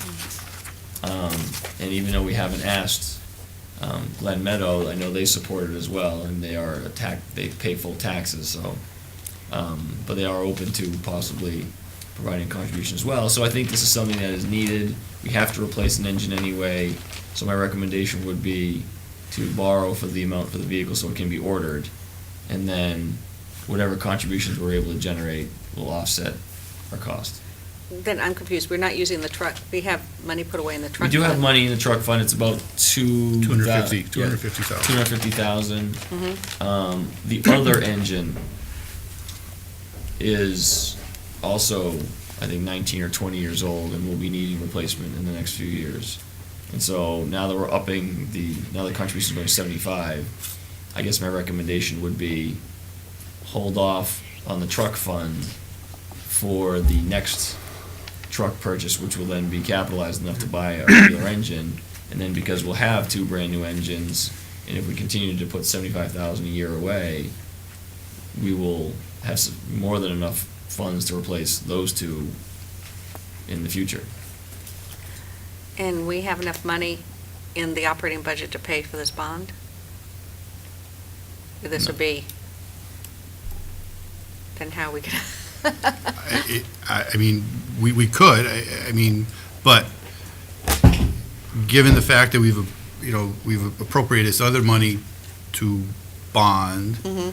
and we're 345,000 over there, this would, that 153 that was excess, I'm already looking, that's basically gone, in all honesty, that this would cut into operations if it's not debt excluded. And so are you recommending debt exclusion? I would recommend debt exclusion, or with the realization that you're going to cut into operations to start paying for this to some degree.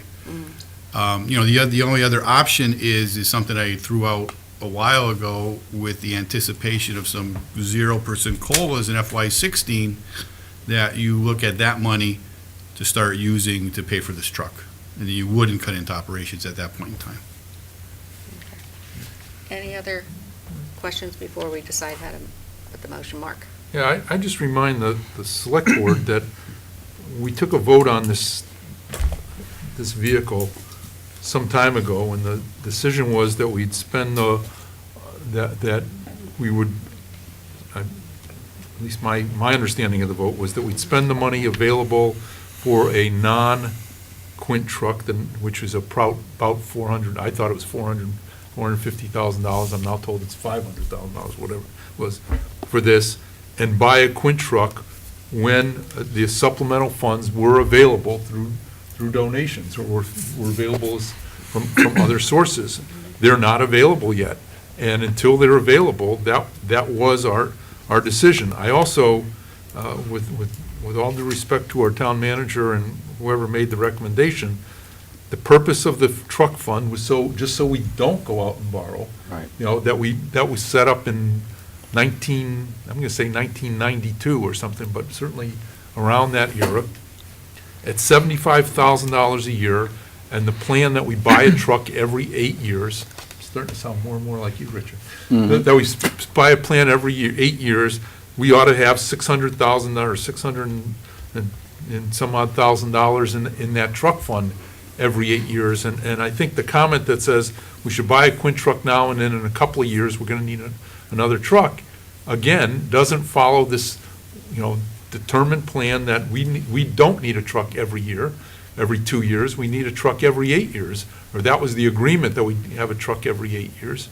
or I think it was 7 years, in fact. It was 7 years that we'd keep a truck every 7 years. And to go out and say we're not going to use $250,000 we have in a truck fund, but rather borrow the entire amount, I just couldn't see doing that at all. I mean, if we've got $250,000 we put aside, why would we bond another $250,000? In general, I think we haven't yet met the criteria we set earlier, and I would propose that we defer this until we do meet that criteria. Mark, my recollection of that discussion, though, is somewhat different, that I know that point was made, but I also heard clearly the point made that if it is that important to have this as a life safety benefit, then maybe we should just purchase it all in, but still ask, tax exempt people for contributions nevertheless. And I guess I thought that last point was the consensus, that's what I've been operating under. Very different from mine. Alex? I mean, I think my recollection is similar to yours, Mark. I mean, and it wasn't a consensus, it was a vote. I mean, and the way I remember it, it was a 3-2 vote. And it was contingent upon the availability of supplemental funds. And the other thing I recall from that discussion was a good point that you made, Mark, which was, it's one thing to say, well, we're hoping supplemental funds will roll in, but you also have to work to go get it. And it was always a little unclear to me just how easy or hard it was for these supplemental funds for us to get them. Now, I also recall that subsequent to that, there was a separate motion by the two people who voted against that motion to fund the Quint truck immediately because of the Free cash was available. well, free cash available and the immediacy of the need. No, the actual, I'm one of those people, and I Right. said, based upon your decision, if you said that this is this massive need, we have free cash, why don't you buy it? Right. And so I took that to mean that you were you and Paul were buying into the immediacy of the need. No, Now- you took liberty with the interpretation of that. All right, We well, said there but- is money available, why don't Okay. you do it? And we explained that this All right. free cash is supplemental dollars to the budget. So that we thought it met the criteria of what you had established. That was, All that right, was the well, I only guess, intent. I guess my point is that I think the town manager's proposal here is similar to your motion in that it was an extension of the motion that had passed. And, I mean, I'm in favor of it, if only, I mean, we've passed some things on this list to allow the people at town meeting to decide. I think this is a good thing for people to decide on. Maybe people won't be in favor of bonding this amount, or maybe we ought to have a lower bond amount and use some of the truck fund. But I think this is an issue that could be easily grasped. And ultimately, if the community is not willing to pay extra money in taxes, I think that's a reflection of their priority of the fire truck. If they are, then, the people are getting what they want. So I think it makes sense to put it on the warrant. Okay, so do you have a motion, and would that motion include using the truck fund money, or? It would. or- Yeah, so okay. I'll make that motion. I would move to use the truck fund money and to bond the remainder for a $720,500 Quint truck. But with debt exclusion? Correct. And, okay. Okay. Is there a second? I will second it. So for discussion, discussion?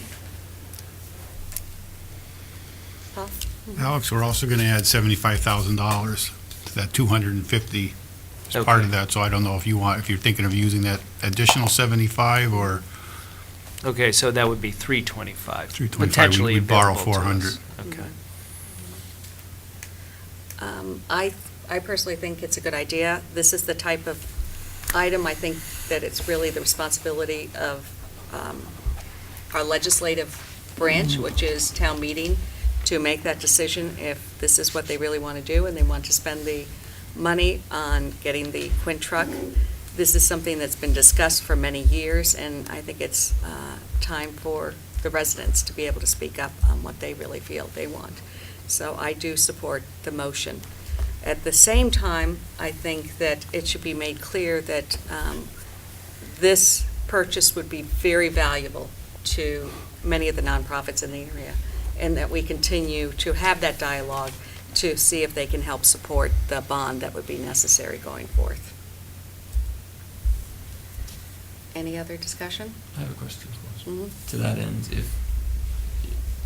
if the board decides not to put this on the warrant, should I then retract the asks, the requests I made from the two colleges? I guess if the board isn't committing to No, the why purchase, why then would you? what- There was a commitment by a vote on this board to do it with supplemental funds if they were available. Why would you withdraw the request for money?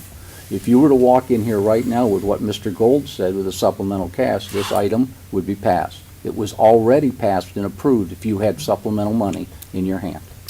Well, Part what of is supplemental money? Donations. No, I mean, how much? If he came in with $10 I think, or? no, Mr. Gold said what was going on. It was the difference between a standard vehicle and the Quint. That's what we said from day one. And I don't really remember that standard vehicle equipment, but it might have been in there. But it was on the order of $250,000. I mean, we're Yeah. not, my intent isn't to quibble over $10,000 here. My intent is that, if I was sold this vehicle because there are two places in this town where we need a ladder truck, and neither of those places pay taxes. And so I said, well, why don't they contribute? But, notwithstanding the issue we had a year ago and all this kind of stuff, I'm not convinced that a ladder truck, and more importantly, a Quint truck, is critical to the needs of this town. And I understand Eric Madison's point, I understand the demo we put on, and I understand the hard sales pitch that was put on for this vehicle. Nevertheless, I think for the town to spend $750,000 we don't have on a vehicle that exceeds the needs of the town, in my opinion, is unnecessary. On the other hand, if somebody wants, and it's a difference of opinion. I haven't been sold I it. respect your opinion on that. I would say that there isn't, because it is a replacement of an engine that is at the end of its life, it's not, we're gonna have to spend 500. And I would argue that the vast majority of structures in the town of Long Meadow will benefit from having this, because it's not just two places, Mark. And I've heard the argument. I think the demonstration clearly proved that. I think the Frank Smith Road fire showed that. And I guess part of the reluctance, and to some extent the delay in going and approaching, you know, the non-taxable entities to make contributions, was asking someone to commit resources to something that the board itself hadn't fully committed to. Wait a second, that's a mischaracter. We fully committed to buying it with their support and with their that was a vote of the board. Right. There was no, and I'm the most equivocating person on this issue, on this board, and in no way did I equivocate once we said, in fact, as you know, I've helped go out and solicit one of those organizations. So I'm truly trying to do what we need to do. The point is, you know, it was many, many months ago, I think we took that vote. The letters went out last week. So, you know, the point, you know, as far as I'm concerned, that's not, the board's intent is not at all, you know, vague, in my Well, opinion. I think that we've already had discussions. We've I had think they're discussions moving like that. forward, and to postpone this when I feel that there was already two votes on this board. One is that we approached the nonprofits, and that we agreed that we had to make a commitment that our next truck would be this, or we had no right to ask nonprofits to assist in this.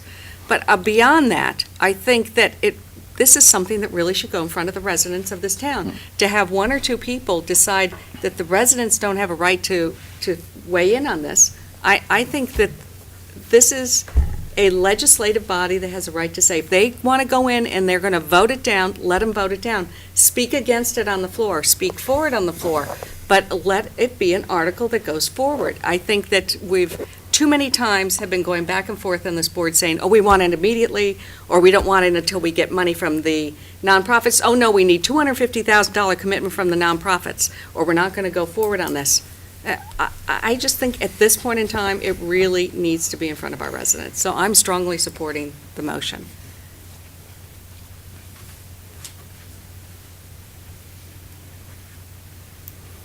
All right, I guess we're going to go forward on the vote. All those in favor of putting the article on the warrant? All those opposed?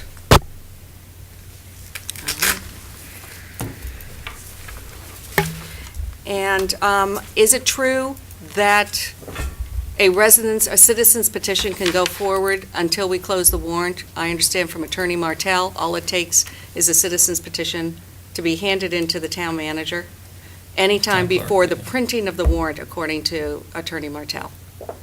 I think he had overheard him make reference to that to you, yeah. Yeah, okay. Wait a second. We put out, our town clerk put out an email with last dates that all citizens petitions had to be submitted by, and you're telling me that that's not the case? That's what I understand. I asked Attorney Martell the other day. Well, then we got a lot of citizens who we owe an apology to over a lot of years. Okay, so we can get that confirmation from Attorney Can Martell. we get a written opinion, please? Because as much as whatever the issue is that's going to be on the citizen's petition, I think it would be, to Mr. Gold's point, we have cut off citizens petitions that came in a day late in the past, and I would be very remiss that if the town clerk wasn't aware of that over the years, and now town council will tell us something completely different. And I think that we should also write letters to Bay Path College and Jewish Geriatrics saying that there is no commitment by this board to move forward on the Marie, wind that's truck. not the true. case. That That's is not not true. the case. And I don't, you know, for you to direct the town manager to write letters on behalf of the board is not proper. The board had made a commitment, we made the commitment, there's a vote on it. There's a vote on the record that we have voted to fund this and to support it pending the availability of supplemental funds. That's on the record. So to say that we haven't supported it is incorrect. You know, I understand the passion, Marie, for doing this, and I support you, you know, but we've got to go by what's going on here. I mean, there was a vote. Otherwise, just tell them to write a check. You might as well do that if you're going to bypass the process. Well, I'm sure they'll hear about this in the paper anyways, but the earliest that we can even look to reconsider this vote would be the fall town warrant, unless Attorney Martell says that citizens petitions are allowed. All right, now, that's the end of the regular projects. Before we look at the enterprise, we are now at a deficit of $345,000. Is that correct? Well, it's 345,000, again, I would take that 153 was going to be applied to that 345, but the board may differ on that. We also have $50,000 in free cash, so that leaves us roughly, 142,000 that we're a little bit out of whack there. The only other thing that I'll update you on, if you wanted to, roll the dice, I shouldn't say roll the dice a little bit here, huh? The legislature has talked about the governor's numbers as far as state aid is concerned, and it has added $100 million to the Chapter 70 line item, and I think $25,000 to the unrestricted, the unrestricted general distribution to the town. I think we're going to be doing better than I had originally projected. So I don't know if you want to make the reductions or leave them a little bit out of balance at this point in time with the potential that there's going to be more revenue coming into the town. And when would we know about that? Within the next couple of weeks, probably, because at least, the House and Senate, I believe their subcommittees have voted that extra money. There's just I don't know the allocation of that money. And I don't know what the, Long Meadow share is to that. The worst case scenario is that we go with an unbalanced budget of $142,000. Sorry, you said, you made reference to 142? Right, we're currently, we have 1.11 that Right. we set aside. Yep. There was consensus for $1,455,000, so that leaves $345,000 that were a little bit out of Yep. whack. I'm taking it that the $153,000 that we have available would be applied to the $345,000. Plus, we have $50,000 in available funds, free cash, this year's money, that would also be applied. So when you take those two sources and take it from the 345, it leaves about $145,000 that were out. Okay, so my question, I thought the 153,000 was being used to apply to pay for the bond on the major infrastructure projects, or did? Well, it's going to be one half dozen other. Right. If we use it here, then we're going to go to free cash. I just assume try to use it in this, and we'll be with the money that we borrow, we'll take debt service out of free cash in the fall to offset that. So it's really one half dozen other in timing. So our vote that we had all that discussion about of funding $940,000 with a bond within that, within our limit, we would have to find money elsewhere for it. Am I right? We are going to have to find money elsewhere to do that, yes. If you use the 153 to apply to the 345. If I used 153, and apply it to the bonding Yeah. amounts, then you're going to have to cut this other money, or you're going to have to put the budget out of balance anyway by Or by have a a debt higher amount. exclusion on the 940? Or increase the bonded amount, right? Couldn't you? No, I mean, the 153 is going to be used in one No, spot or the other. I understand that. Okay, so whether, we're going to have to do an appropriation to cover debt service on those bonded projects. So that was going to happen in the fall. So I'm just applying the 153 to what we've already appropriated, Okay, as opposed to something that we haven't appropriated the debt service already. I'm just trying to use that money first, and we'll take care of the debt service on those bonded projects in the fall. It's going to have to come from both sources at some point in time. right. So you're saying we've got 145,000, and you think we might be able to make that up in 2 weeks? If I can discover what that $100 million, I think $100 million that they put towards Chapter 70 amount, what the allotment is to Long Meadow, that will give us some indication. Again, I can't even give you a number off the top of my head what that is, but, there are other estimated receipts that are doing fairly well. As much as I've raised the estimated receipts in the forecast, there's a possibility that this may work. The worst-case scenario is you'll be at the fall town meeting and you'll be balancing it with $142,000 of free cash.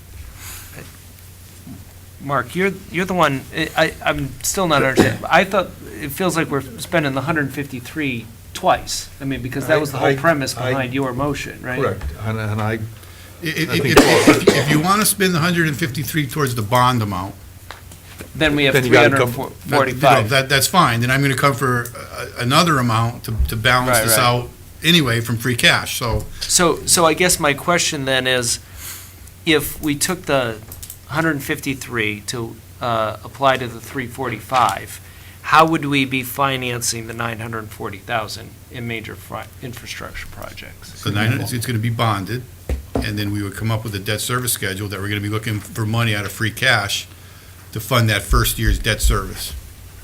Alex, before you answer Okay. that, I just have to excuse myself for 15 minutes from the meeting. I have a prior commitment. but Okay. I'll be right back. Thank you. We couldn't move 300 to the bond. We could. Okay. They didn't want that. One thing you could do, I mean, you didn't vote it this way, but if you take the 941 and add it to the 14, it gets you about 2.3 million, and we had previously said we have 1.1 million set aside, and 153,000 gets you about 1.2 million on debt service.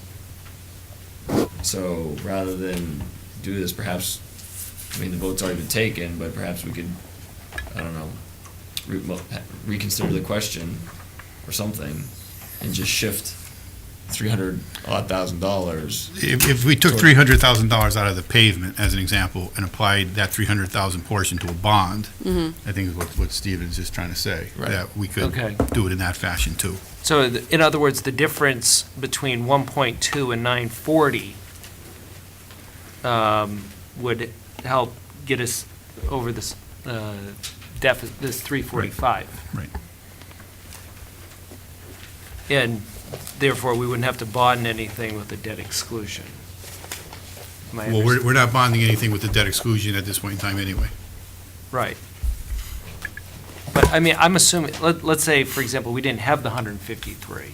That's, we'd either have to take it out of the operating budget elsewhere, or do a debt exclusion. Am I getting that right? Or we wait till the fall town meeting to make the appropriation for whatever debt service we pay in FY15. Okay. But wouldn't that defeat the whole point of getting started, which is what we had been discussing before? No, we can get started. We can bond now. Oh, I see. But again, we'll have at some point in time, we'll make an interest payment or a principal payment in FY15. Right. But we're not going to bond until we really get the project started and start expending Okay. it. So And we would be paying for that bond out of the anticipated free cash. 900 free cash? Right. Okay. And that was sort of your original recommendation. So what we would do is we would put that in, and then we could always back out some of those numbers if you came up with some cash the next 2 or 3 weeks at town meeting. Yes, we could make amendments on the floor to adjust accordingly. All right, we'll wait for Mark to come back, and then decide if that motion to expand the bond a bit. Do you want to Do you want to go back on some of the stuff that was introduced last night on this equipment? You know, Mike changed the number around last night and gave us a new vehicle, and there was still, it was one under, Now, which one are you? well, he gave, we didn't have that page 27, or vehicle 27, the H16. Are you talking about the ones we voted on already? No, these were, I don't say we could have voted on, we didn't even have a sheet on it. Which ones are these? We had a vehicle that was, H16, it was, number 4 on there. We never had a vehicle, I never had anything on it, it was blank. But we voted on, it was the highway SUV that was the 1021, but it was Okay, listed well, as the then- H16. Okay, well then let me tell you what, this one wasn't vetted, and I think you wanted to vet the things out. Is that correct, or do you not wish to hear this information? Are we done? I guess I thought we were done with the vehicles. Do you want to hear this information as the board, or do you not Well, want we'd hear, to? but I don't know if we'll understand. Okay, well, I think this one may be pretty easy to understand, Marie. Okay. If I may take the floor a minute? I was Sure. given 2 inventories last night. I can say for the record, neither of them match. These are brand-new spanking, no, I was given 2 last night, or 1 today and 1 last night. Neither of them match, the numbers are skewed. There's some taking place in our inventories. We're skewing numbers and changing them, and it's becoming increasingly hard to track anything, either externally, and it looks like internally it's more equally as disturbing. Mike, last night, said he was going to replace his H16, and I believe he threw 1020. Sorry, what is H6? That was a vehicle, that's that SUV, and that's not what he's replacing. This That's is the what he- highway SUV? Yeah, that's what he Okay. wants is an SUV. He's not replacing an SUV. And as I tried to get down through this today, it's not H16. The vehicle he's actually wanting to replace is a vehicle that is not on any inventory that I can find, or is not especially on this master inventory that was done under the study. It's a 1998 Ford Ranger pickup that has 134,000 miles on it that is currently being used by the mechanic. And it is not on any inventories that I can see, especially it's not on this master inventory. He said 1021. What I'm telling you, in the paperwork, it's not a clean exchange. There's 3 vehicles mentioned here. The whole thing revolves around this. He's proposing that he replace H16, and that one he was saying was a Chevrolet S10 pickup with 75,900 miles. And as you further down into the justification nestle down in here, it says the Chevy S10 will be transferred to the mechanic. And this, by the way, this is what I got last night. I didn't have this before last night. It said the S10 will be transferred to the mechanic. The mechanic that currently uses the 1988 Ford Ranger pickup of 134,000 miles on the odometer the truck's mechanic currently uses removed from the fleet. So he's replacing a truck right now that is being used by, I believe, the highway supervisor, right? And taking, instead of, he's not getting rid of it. He's transferring it to the auto shop that he said he's getting rid of a vehicle that I can't find on any inventory. Now, I don't know if it's a fact, but I know usually when this occurs, it's a vehicle that was left around and somebody just used it and it never was picked up on the inventory because they never intended to replace it. And now it's suddenly flashing back. So I report what I found. I cannot find any evidence that this vehicle was on this inventory. I also found a noted discrepancy between the 2 inventories. One inventory has 44 vehicles and the master inventory has 42 vehicles. So we've got a 2-vehicle gain. And I'm sorry, I wasn't able to figure out where the 2-vehicle gain is, but I'm sure it's in there, but there was a differential between those. Now, I didn't have all the information last night, and I'd like to share with you. There's a very good possibility that we might want to revote on one issue. We currently have 3 backhoes in our fleet. And Mike stated last night that they were varying sizes, and they could be, but the master sheet shows the backhoes as having the same brake force power. Now, what is alarming on is we have one that's 2 of them in highways and 1 that's in grounds. He's proposing, I believe, changing H9, which is in grounds. This vehicle currently, or this piece of equipment currently has 1,737 miles on it. Normal replacement on this vehicle would be 5,000 miles, or 5,000 hours, and that's 1,737 hours. It's a 2,000 unit. He's proposing that it replaces a unit that's 65% underutilized as far as what we should be getting out of it. Rich, he's replacing the highway backhoe, not the grounds backhoe. That's H9. H9. I've got notes in front of me. I'm slinging clean with it. That one he's proposing, H9, is a 2,000 backhoe. It has 1,737 hours on it, and that averages 133 hours a year. And he's proposing that he replace one that's 65% underutilized. We've got 3 backhoes. I can assure you, there is no emergency on a backhoe in this community if one should fail. And if it did, we can have a backhoe in here, and I'll let the town engineer tell me how long it would take him to get a rental backhoe in here. On an emergency, Within the day. So, and we've got 3 of these. Now, the point I'm trying to bring out, this thing has only been used 133 hours per year since we've had it. And it's 65% under the utilization factor now if we sell it. The second one is a grounds one, and that's a 1997. That has 3,131 hours. That has been used 195 hours per year since it's been put in service. Again, unbelievably low usage. There's no way, I don't think anyone would ever justify this usage in a fleet organization. I'm going to get to the brand new one, which we just purchased in 2010. That's a Highway 27. It's a brand new one with the air conditioned cab and everything else. We've had it for 2 years. We're averaging 850 hours a year on that unit, and it's 2 years old. And if you followed the figures, I don't know, Marie, you've been looking at your watch and everything else. I don't think you followed the figures, but No. you don't care for this? You don't want No. any of it? I don't understand. You've Okay. got 3 or 4 Well, different what I'm charts trying to there. say is we have 3 backhoes down there that we're worried about replacing, and there's one that we haven't even used 50% of its life cycle since we've owned it. And I don't have if I had the hours from year to year to year, I could demonstrate just what's been done, but I can tell you based on the figures before me, everybody now is using the brand new one. It's 850 hours a year usage in 2 years in a row, as opposed to ones we've had before that were only 133 hours. Do you have any response to the fact that he's saying we don't use our backhoes and so we don't really need them? I didn't say that. I strictly said the usage is on the brand new one, and we've got another one that has been here since the year 2000, and it's only been used 133 hours per year.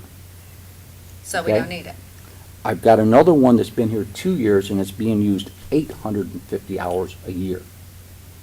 What I'm saying is we can leave them in there, but we do not need that purchase. I do not think there's any emergency on purchasing this backhoe this year. I think it's I not believe needed. Someone who voted against the motion can open the motion to reconsider, right? That's under parliamentary procedure. Someone who voted against it? Yeah. Okay, okay, now Debbie, you're going to be. So, I mean, Richard, if you voted against purchasing the backhoe in the first No, place. no, I'm trying to make sense of what the figures are in front of me. I'm trying to make the board aware that we can make a decision that this is a purchase we really don't need to make. I hear what you're saying, and I am with you on that. I don't know, from a procedural standpoint, Mhm. the votes on these items have been taken. If we want to undo the vote based on new information, then there's a procedure, then there's a process for doing that. So, and then during the discussion, you can lay out this out. The reason why I say this is, we also have the budget to get through. Paul is not available tomorrow night, and we're trying to get through this, hopefully tonight. I mean, So let's move on to the, Can I just yeah. make a point of that? Richard's bringing something up based on information he was handed last night. And Well, he had many, we've had this list of projects going back from February, okay? So to say that No, he we didn't have were, enough a chance. I just talked about one I was given last night, Marie. Yeah, I know, but you knew the backhoe was up there. Yeah, and I And just, forever. Marie, I've got two different inventories given me last night that don't even agree.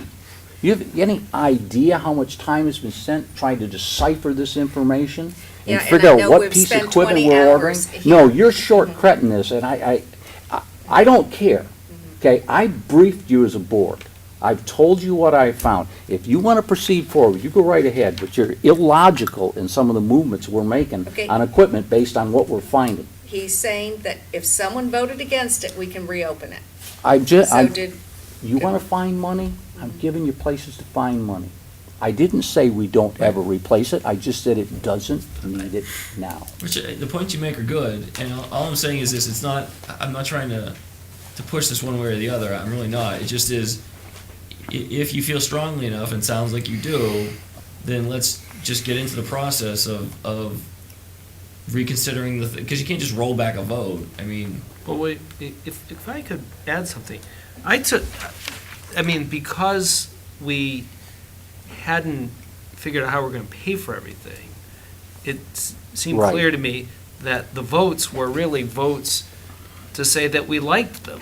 I mean, it wasn't, we never, the vote was never, we're going to fund or it was necessarily going to be because it was all contingent upon what the end result was. And it seemed explicit that we may well indeed have to go back and revisit things. So I mean, I don't know what I mean, either way, Stephen, I mean, whether you agree or disagree, I mean, we have to deal with this, overage in some fashion. And, this is one Right. part of it. one option, and if we want to do that, Can I say one thing? Sure. I mean, Chair says sure, I think. The counter is not working. What isn't? See, there's Oh, a yeah. little star That's right. on there. Mm-hmm. Now, I don't know which inventory you want me to get the The backhoe. we're the talking one I about. sent today, Yeah. the one that doesn't agree with anything else I got? that was the most up to date. Okay. Yeah, Okay. I had forgotten about that. Mike did tell me that. There's an asterisk there. The counter.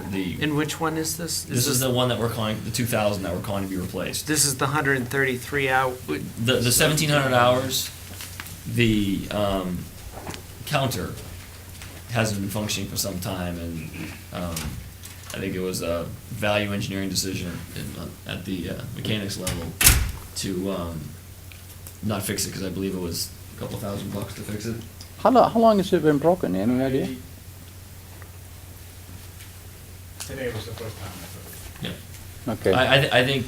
I don't think it was reported up the food chain that it was not working. Yeah, because I got inventories going back 2010 show it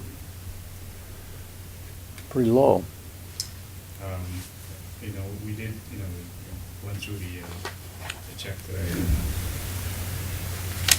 The counter that doesn't work in the background. And setting That's the reason why it's low. setting aside hours and years for a minute, because I think you heard me say this before, I don't think you replace something just because it's celebrated a birthday.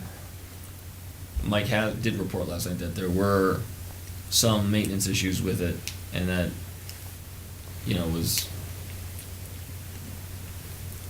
not gonna fail, but, starting to have mechanical issues that were requiring more frequent repairs. And like you said, Richard, there's no emergency, but if you're in the middle of trying to get into a water main break, Is the hour meter on G3 working? the grounds backhoe, Yeah. I believe so, I don't Yes. know. Okay. That one is not, and Mike reported last night that one is not used as frequently. Yeah, what because is it? that's, and how many hours did you say? that's 195 hours a year. It's only got 3,000 miles on it, or 3,000 hours on it. Is and that's a 1997, and the other's a 2000, so I guess based on the anticipated usage, we could say that the 2000 one likely's got less hours on it.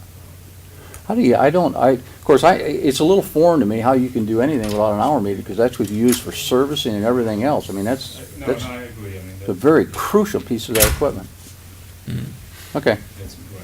You're not Okay, correct. there was only one other thing, Marie, that I'll mention, because there was a new sheet given to me last night, a new number, and I thought I'd run it up. And I think we said last night, go ahead and replace another truck, right?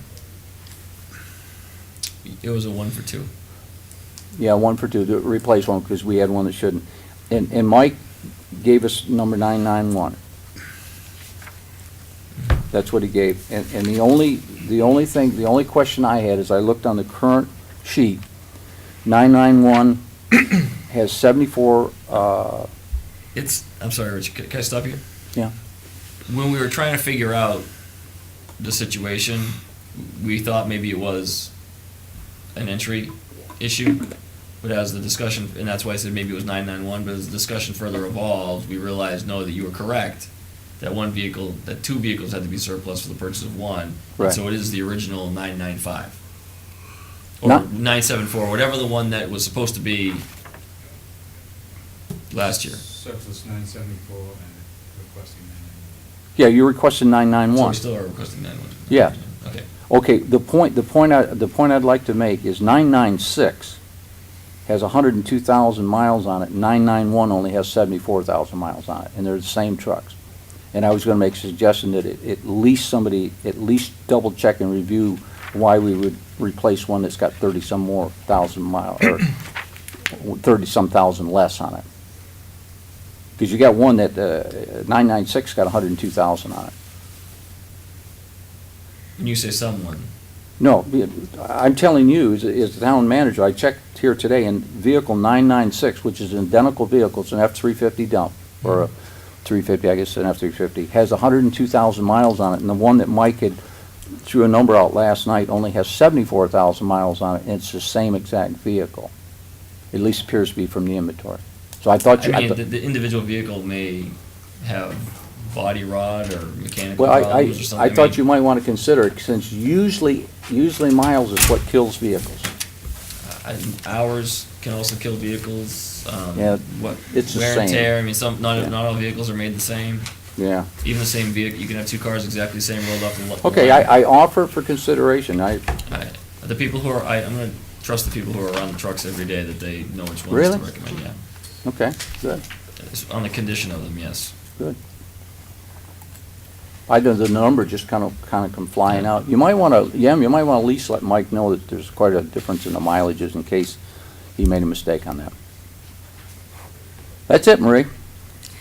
Okay, so, we are now discussing whether we're going to take the 345 and throw it into the bonding of the infrastructure. While you were out, Mark, Richard suggested we relook at some of the trucks and consider cutting things down that way. Stephen was concerned procedurally, in order to reopen, would we need to have only someone who had voted against it? But Alex pointed out, well, we were sort of going through deciding what we wanted and then deciding how we were going to pay for it. So that's where we were in the discussion while you were out of the Okay, room. thanks. So I guess the first question to the board is, how do you feel about taking the overage and putting it in with the drainage bonds?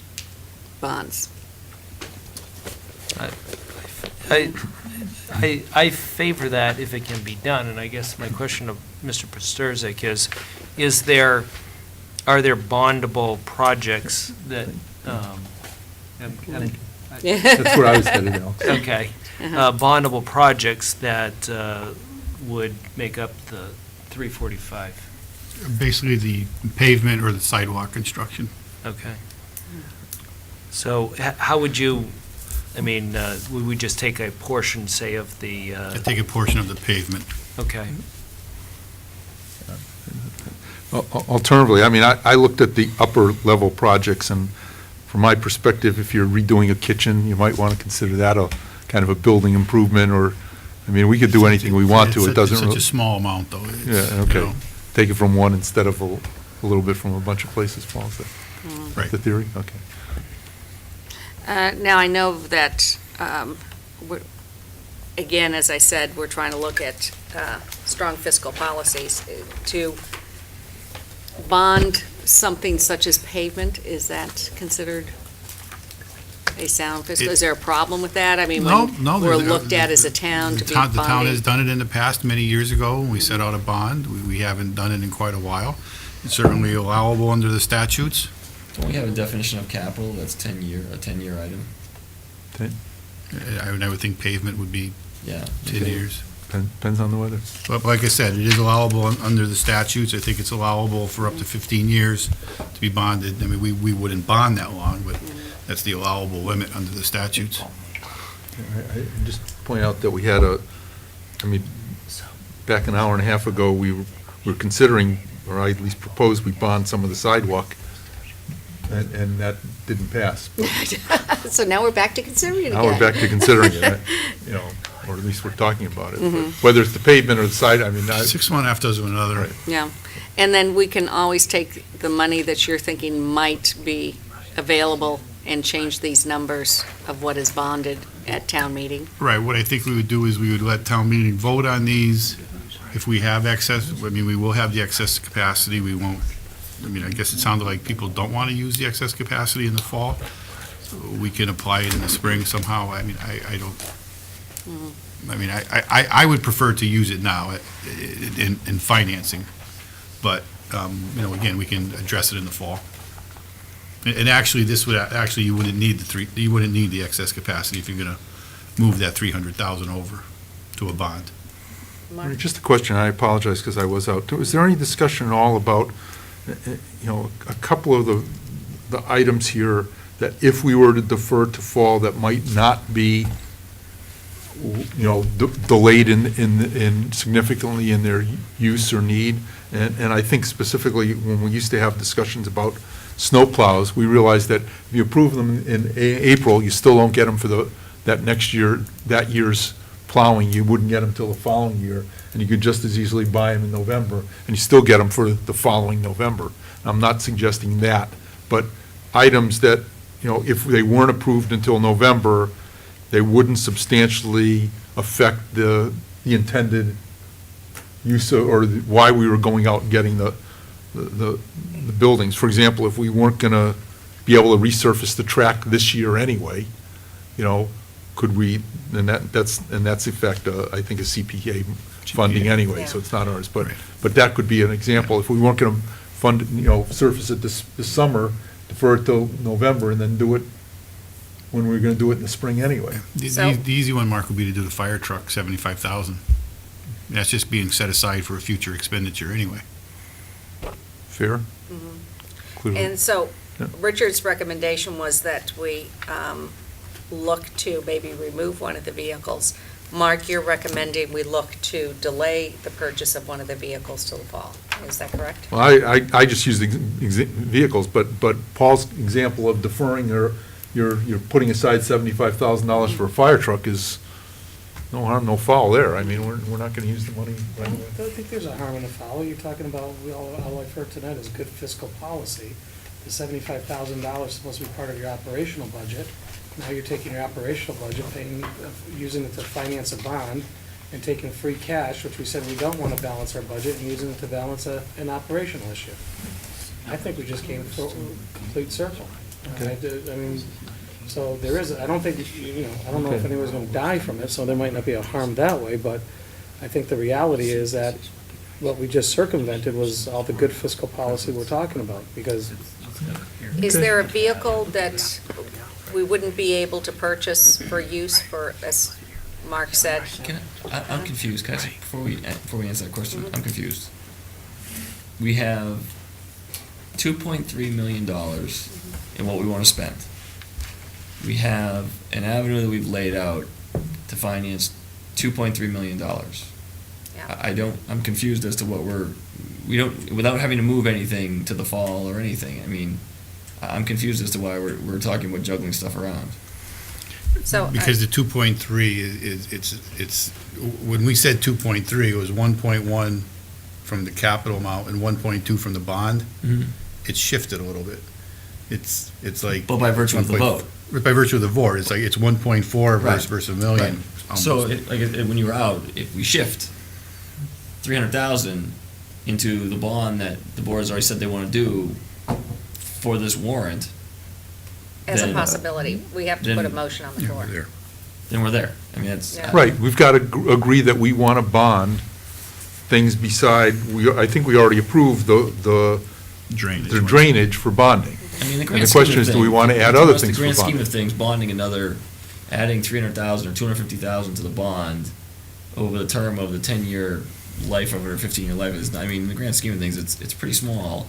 Well, And- but Stephen, if I can, but the difference is, the first bond was within the debt exclusion, and the second one would be over debt exclusion. No, they're all within. It'd be within. They're all gonna be within. Because the 153 would get us 1.2, and then the Okay. major infrastructure is 940. Right, So, okay. I mean, there was a little bit of, So we're going to bond, we're I going mean, to use that, I mean- debt exclusion, extra debt exclusion. I mean, it sounds like, Levy capacity. Levy capacity. Bond, yes. it sounds like to me, all we need right now is a motion Yes. to include $345,000 of the pavement project within the bond, within the levy limit. And I would say it's actually 300,000, because I would use Okay, the available you- free okay, cash, 300,000. throw that in there. So if we Yeah, could If we move, get within 50 grand, we can Right. use available free cash. Okay, to so- the if whole- all right. we 300, if we move 300, we'd be fine. Well, that would be the motion I'd make then. I move that $300,000 of pavement preservation that we voted on previously be paid for through a bond within the levy limit. Is there a second? I will second it to get it to discussion. I think that it follows the fiscal policy of not using free cash to balance the budget, and hopefully that number of 300 will be substantially lower when we find out what happens in the next few weeks. So I think it's a reasonable solution to keeping up the pavement project. If this doesn't pass, my motion will be to cut the pavement. That would be a good one. Yeah, why not? Yeah, why don't we get rid of the drainage too? So Okay, is we- there any more discussion on it? Yeah, so we're back to the taxing up to the levy limit because we can. Or, excuse me, we're back to taxing up to the levy limit because it's available. And because we have the needs well, in town. We have not committed that $153,000 at this point in time. Because we have, well, if we move the $300,000, we'll have appropriated 1.15 out of for our capital program that's not bonded. That's going to be from the 1.1 that we've taken into 2% and the $50,000 from free cash. So when we move to 300, our bond is going to be $1.2 million. And I guess the question would be, we can wait until the fall. We can use, or we're going to need debt service for FY15. What Stephen and I had proposed was using the 153, but if you want to take that first year debt service out of free cash, you could certainly take it out of free cash and leave the 153. I mean, If you want to fall under the levy limit, we can make it happen. Didn't we vote to use the levy limit already? Isn't that what Mark's proposal was, the, No, it didn't quite go up to it, right? well, no, it didn't go up to the 153, but it used part of the levy limit. I I you know, thought that's what Mr. Yeah. Gold had proposed. then if we're, that's fine with me. I mean, that first vote for the 929 was to use from operational sources, so I'm assuming that means we have to use the levy limit to pay for the bond, Okay. or part of it, Then correct? maybe I misunderstood. If you want to use the full levy limit, I can make it happen. No, well, but now, but my intent was to use some of that 153 to pay, and let's do a flat, straight math, 10 years. Use 94,000 of that 153 to pay up the $940,000 bond. and what we're That's saying, fine. Mark, is to avoid an unbalanced budget or all these gymnastics he's laying out for the fall, it has to be 1.2, not 940. Well, but still covered by the 153. Boy, I don't follow that. I mean, I If- hear you. If you want to use the 153, a 153 will support a $1.2 million bond over 10 years, Right. okay? If you used something less than 1.2, what we could either do is, we could shorten up that 10-year bond to something shorter, to an 8-year bond, and still use the 153, or you could still have some excess capacity To put the pavement in. to use whatever. I mean, you're not talking large amounts of money, $20,000 or $30,000. But if it's your intent to use the 153 to pay off the bond over 10 years, that fits in beautifully, and that's what we had originally proposed. If that's clear. Not for me, but I don't want to take up everybody's time asking. You already made a motion that uses part of the 153 That's what I thought. for And- 929,000 to get the additional 345,000 so that it's balanced. You would need to up the levy limit to almost the full levy limit. But the 153 is using for debt service on the bonds, correct? Right, on the drainage. On the drainage, sure. yeah. Right, so to get to that other 345, so it is balanced and not unbalanced, you need to use the maximum. I'm So gonna- I'm gonna need- motion's already been made and voted on to use that, and now there's another motion to max it out. To take the, whatever that balance is. and The put it excess, towards that that. the excess levy capacity, and apply all towards debt service, which is what we had originally proposed. So Mark, my question to you is, you know, I mean, to me, the alternative is that we start going through the stuff that we voted on and start knocking stuff off. Or deferring it till the fall. Or deferring it to. No, then you're in an unbalanced budget. No. If you don't appropriate it, you're not in an unbalanced budget, Marie. In other words, what you mean is we just take off the dump truck and Just that's, don't do Whatever it is. and that's with the intention of putting it on the fall warrant. If there's money, Okay, so, I mean, So it's the same, just removing items from the list. We don't know if we'll do it in the fall, it will be a consideration for the fall. So, I mean- I don't know if I understand the desire for that, Mark. I mean, I think the way I look at it is, it's a difference, it's a very small amount on people's tax bills in exchange for something that is an impactful investment in the infrastructure of the town, I guess. Am I not? well, one is borrowing, and the other is paying for it with free cash. So that's the fundamental difference, that there's, I guess if I'm correct here, $345,000 worth of stuff that we have to borrow for to get the whole package, right? Or we can borrow a lesser amount and pay part of that from cash in the fall. So anything we defer to the fall, to take some of the $1 million we've already taxed people with and pay for it, not use it all necessarily, but use some of it, it's that much less we bond for. so Mark, I mean, I'm guessing, I mean, as I look at this thing, I mean, what would you knock off? I mean, even if we took off all the vehicles, that would be 328 right there. $75,000 for a fire truck, Okay. which, you know, I say we just take it, then we'll take 300 out of the paving. We say we question their ability to do it, and we might as well just, as we say, it's not much borrowing, well, considering our backload of 300 million, so we put it off another 6 months, that's not that big of a deal. You're going, You know, what I had suggested was paying for these things with cash, which we have, or anticipated to have. We don't have it yet, but we feel confident. It's gonna be about $1 million. That's not good budgeting. No. Moving it around like a shell game and say, we'll do this here, we'll take it off here, put it on in the fall, when the 75,000 is supposed to be part of the operational budget. And we're gonna send this to town meeting and say it's great fiscal policy because we're gonna just defer it to the fall. And it proves my point, 100%, that when we have $1 million in free cash, we will find a way to spend it. And we spend it in a way that makes the public, or where we try to portray to the public that we're actually doing them a benefit but we overtax them to begin with. We know that. We don't want to reduce the budget by $1 million or $500,000 or whatever, because God forbid that we actually try to tighten it up and do what's right for people. We actually will then take that excess tax money and spend it. Not only that, but we're going to take the excess capacity that we didn't plan on in the budget and now spend that. So we're just maxing out the credit cards to the hilt and for capital projects. And right now, quite frankly, it's becoming a shell game of what you want to shift from now to the fall or not to the fall and so forth. And I'd just like to, when we're done with this, if we can get an email tomorrow saying, here's what we voted on and what the impact is, so that actually I think everybody needs to understand that. So I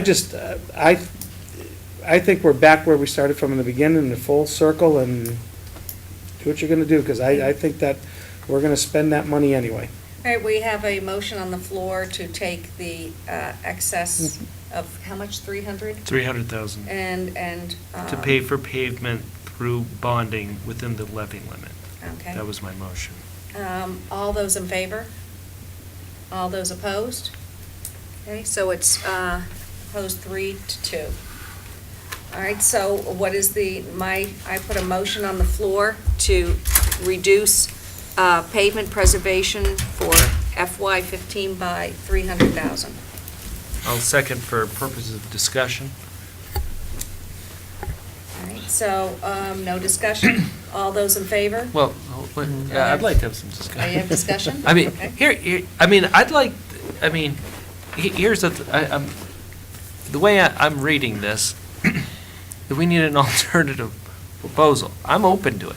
And again, that's why I was asking you, Mark, I mean, what do we want to knock out? Well, I just I made mean- a proposal. We do the Okay. pavement No, I because we can then do it in the spring. We put it in the fall, and our season's split. That's what I understand from Richard, so let's just take that, and we've already got the Cooley project, and we do most of it next spring. Richard? Yeah, I wasn't trying to say that was true. I was trying to ask our engineering department what leeway they had, whether we could defer. And I was yielding 100% to Yem on what his judgment was, whether we could actually defer a decision to next year, and what's the impacts. I mean, I'm asking you. Ideally, I mean, if we have the winter month to plan, put everything out together, that would be ideal. Then we can get it ready for fall construction season, spring, July. So we could do the pavement appropriation in the fall town meeting when we have the $900,000. Well, he was talking drainage, weren't you, Mary? No, I was talking pavement. Oh, I thought you brought the drainage ones in. Because I think, and I'm not gonna speak for the town engineer, but I believe that doing the drainage projects is much more time-consuming on the specification development, et cetera, than it would be doing an asphalt contract. He can obligate asphalt contracts very quickly, and you get an immediate show in your community for the dollars that have been spent. And the other projects are gonna take a period of time to develop specifications unless they're all ready to go. And that's what I was playing with, was could we use that delay in time to our benefit, or was it not? You know, as a cost-saving measures now, to give you a guarantee it's gonna be funded, but just to push it into next year. That would be. And I had to yield. I mean, I'm not gonna suggest that he do it. I'm gonna yield 100% to his judgment on it. My question to the rest of the members of the board is, I mean, I put forth an idea, Marie put forth an idea. I mean, is there any other idea? Mine was voted down, or not agreed to, so. All right. Mine too. All right, so That the was my motion on the motion. floor right now is to postpone the pavement for 6 months and do it next spring.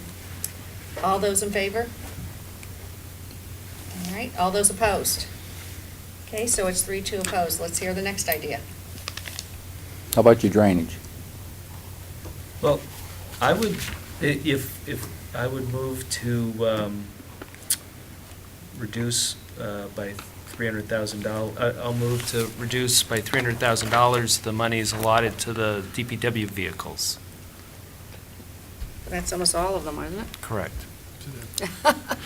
I mean, because what I've heard from Richard, during all this discussion, it's You not, actually, 75,000 didn't pass, so it would be roughly about 250,000, just so you know. No, he already math-wise. did, he included the 75 that didn't.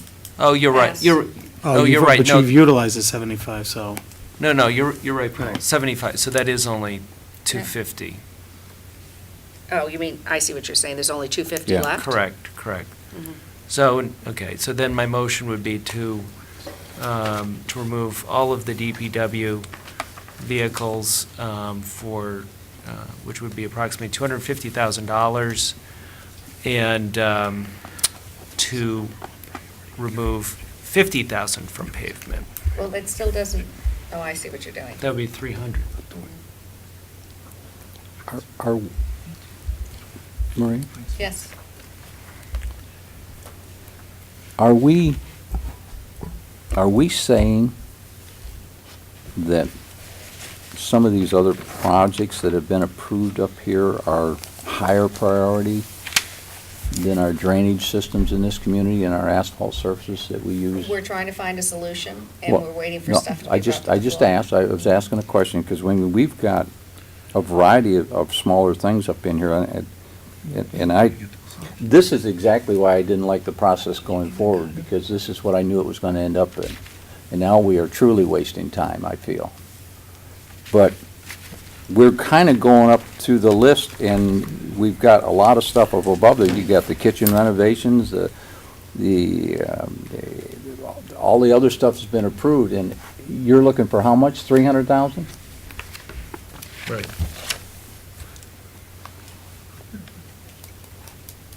And I think you can take pieces and gain it. I think that there can be some vehicles deferred for 1 year. I hate to do it, but I think you could. I especially think you could defer the backhoe, because you have 2 backups down there.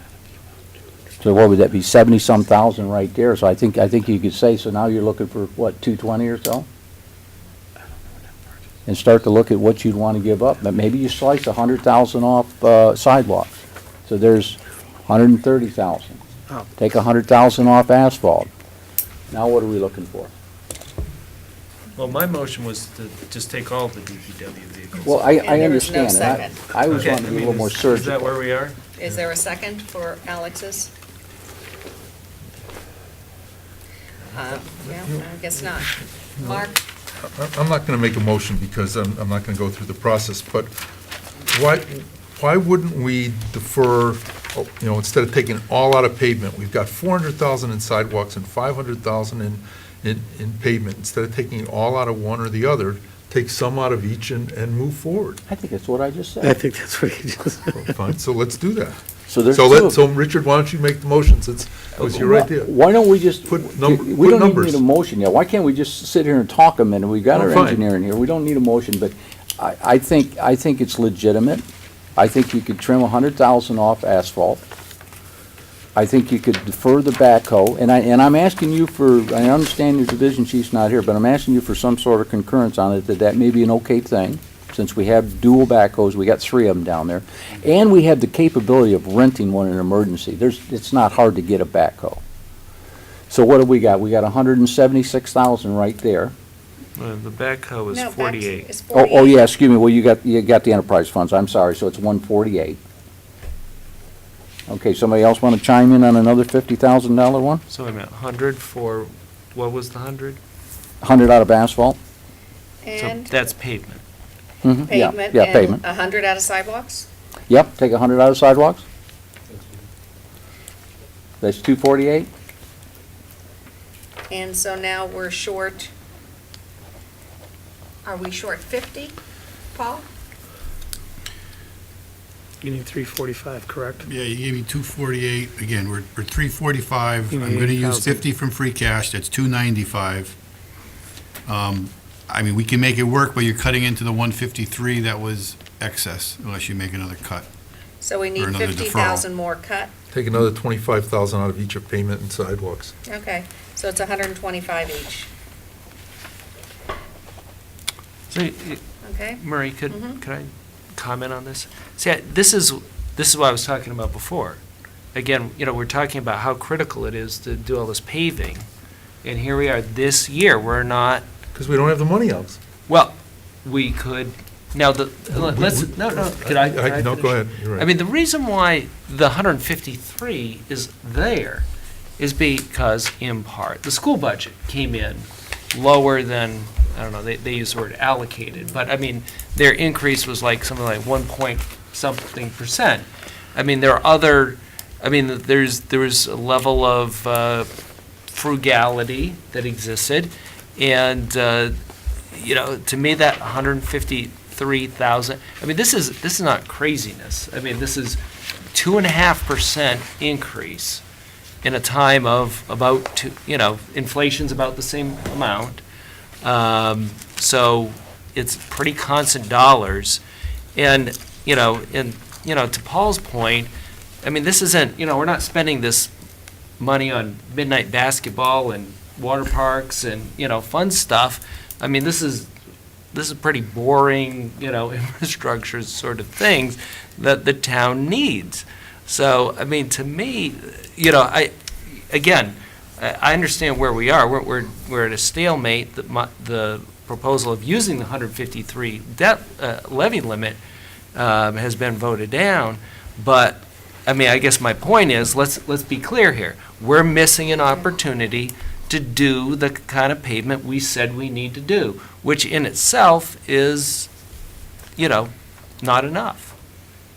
But that's not that, you voted on already, and it was 3-2, 4-1, whatever it was, to use about $90,000 of the $153,000 in levy limit.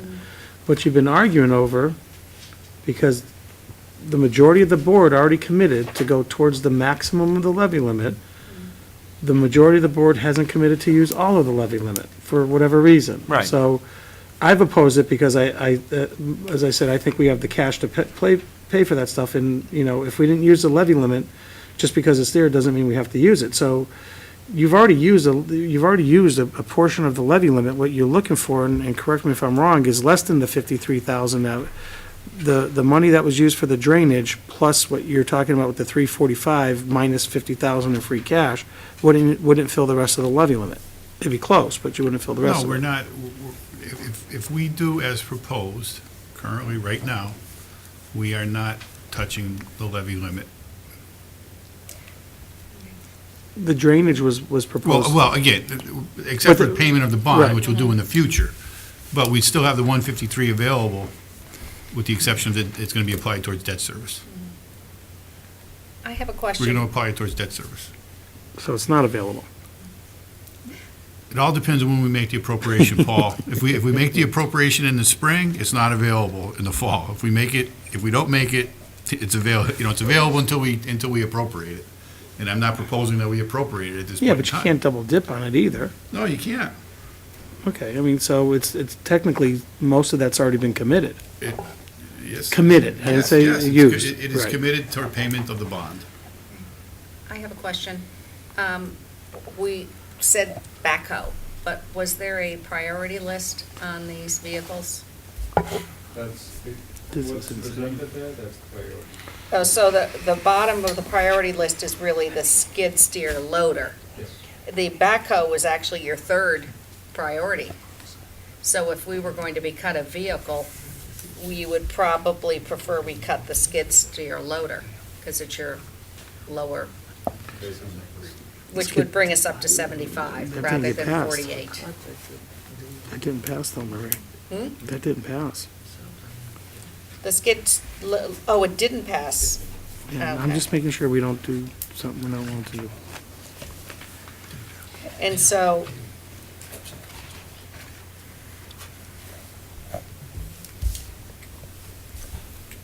okay, so is there a motion on the floor? Sure, I'll move that we reduce the pavement pavement funding by $125,000, reduce the sidewalk funding by $125,000, and eliminate the purchase of a backhoe at $48,000. Is there a second? Yeah, I got a second for discussion. Okay, any more discussion? All those in Yeah, favor? yeah, Oh. yeah, there is discussion. This is it's a very difficult decision to make. to take back funds from these two elements of our infrastructure repair when I've been the one that's screamed the hardest and longest for that money to be put in there. I also fully acknowledge that usually maintenance is where your deference takes place when you look for money.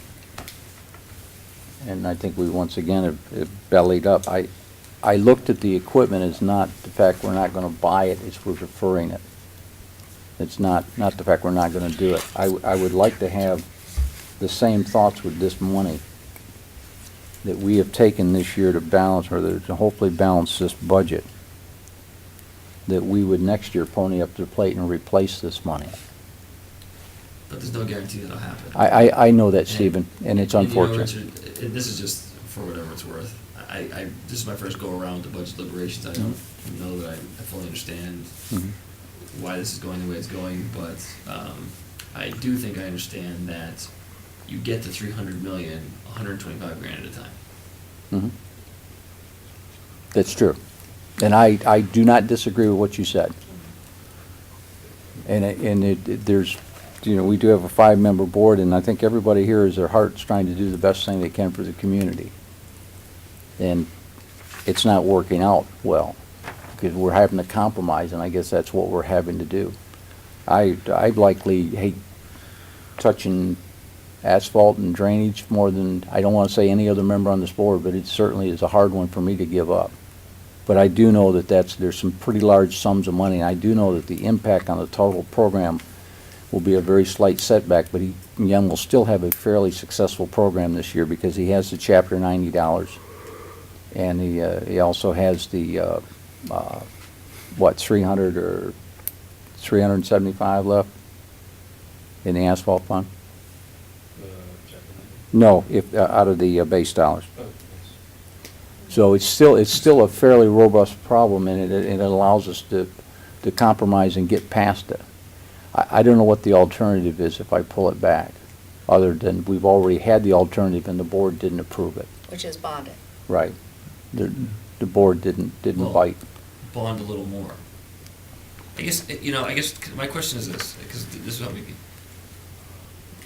even though the board did not vote to accept the proposal, does the board, I mean, even though it wasn't agreeable, but was it viable? I mean, I guess I want to make sure I'm clear that we understand that it was 2.3 million in requested expenditures, and we offered a financing plan for 2.3 million, and it wasn't set agreeable. I get that, but that was the case. Yeah. Mark? My perspective only is that I think the capital process didn't meet what I would have liked to see us do. And I heard what you said last night of what the board asked for, which was list them all. But my experience, it was, in the past, it was list them all, we got them all listed in priority, and then when the board decided how much funds there were and how much we were willing to bond, what got funded and what didn't get funded was very, very transparent. Everything above the line got funded and everything below didn't. Wait a second, and to the point of, in past years, we have said, we'll take 3 or 4 or 2 or 1 chunks of pavement and sidewalk. So we'll put them in whatever, 75,000, and then if we get more money, there's another 75. So that at this point, we funded some sidewalks and some pavement. And at this point, we'd fund a little bit more and some other things in between.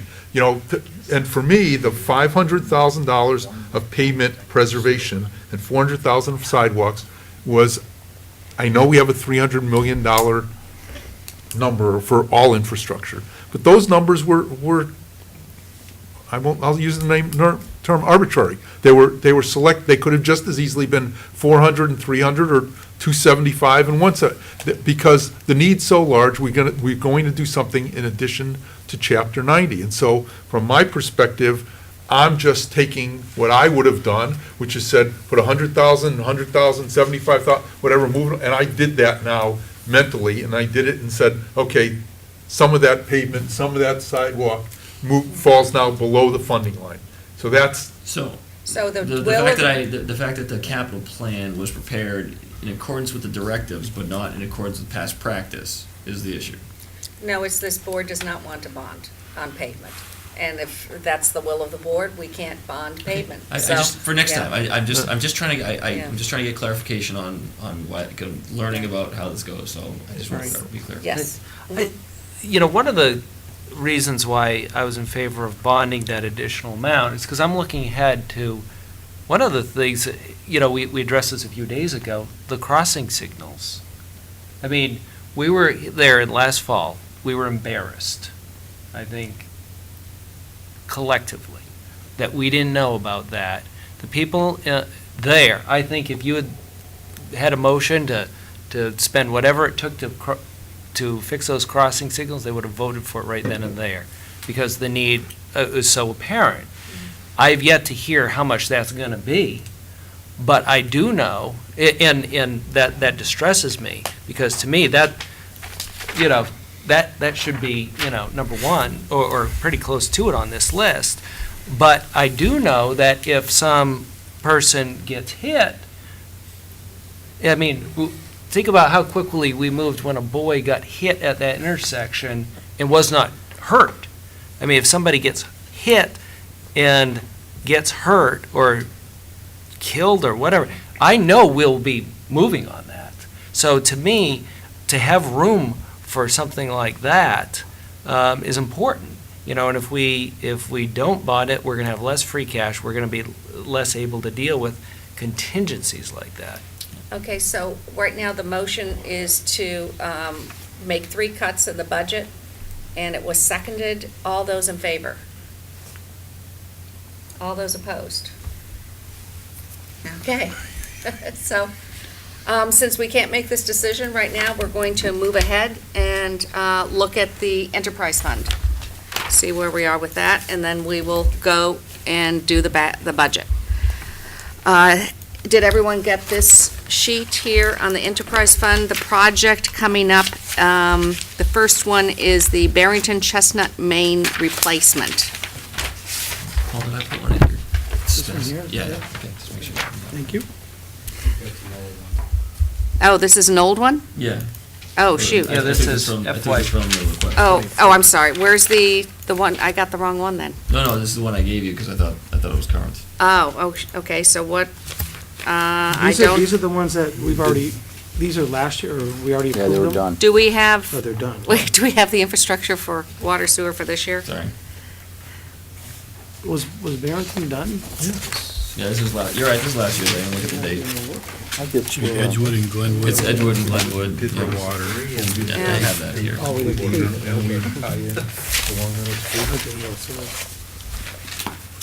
Okay. All right, so why don't I write these down? can you get the copy machine in memory, or is that? I don't have access to that. So it's Edgewood and Glenwood main Mains. replacement, 440,000. 450. Yeah, let's talk about that 450? Edgewood project. Edgewood How long? main replacement, 450 now. 450. Do 440, you I'm happen to sorry. have it on 440. email or something? And that is it? Oh, we actually have, don't we have those? That's That is for it. water That's for and water. Yeah, They're that'd be on- good. they're What's on for the thumb drive, sewer? yours. They're on the thumb drive that everybody got. In a package, okay. And if I take this other sheet here, we have a couple of items that went to water sewer too. Okay. Here, this is sewer, Yeah. and it's Emerson Road, 340. Phase 3, 340. The North End Interceptor, 150. 150, that must be for design and survey. And the Colton Place main replacement,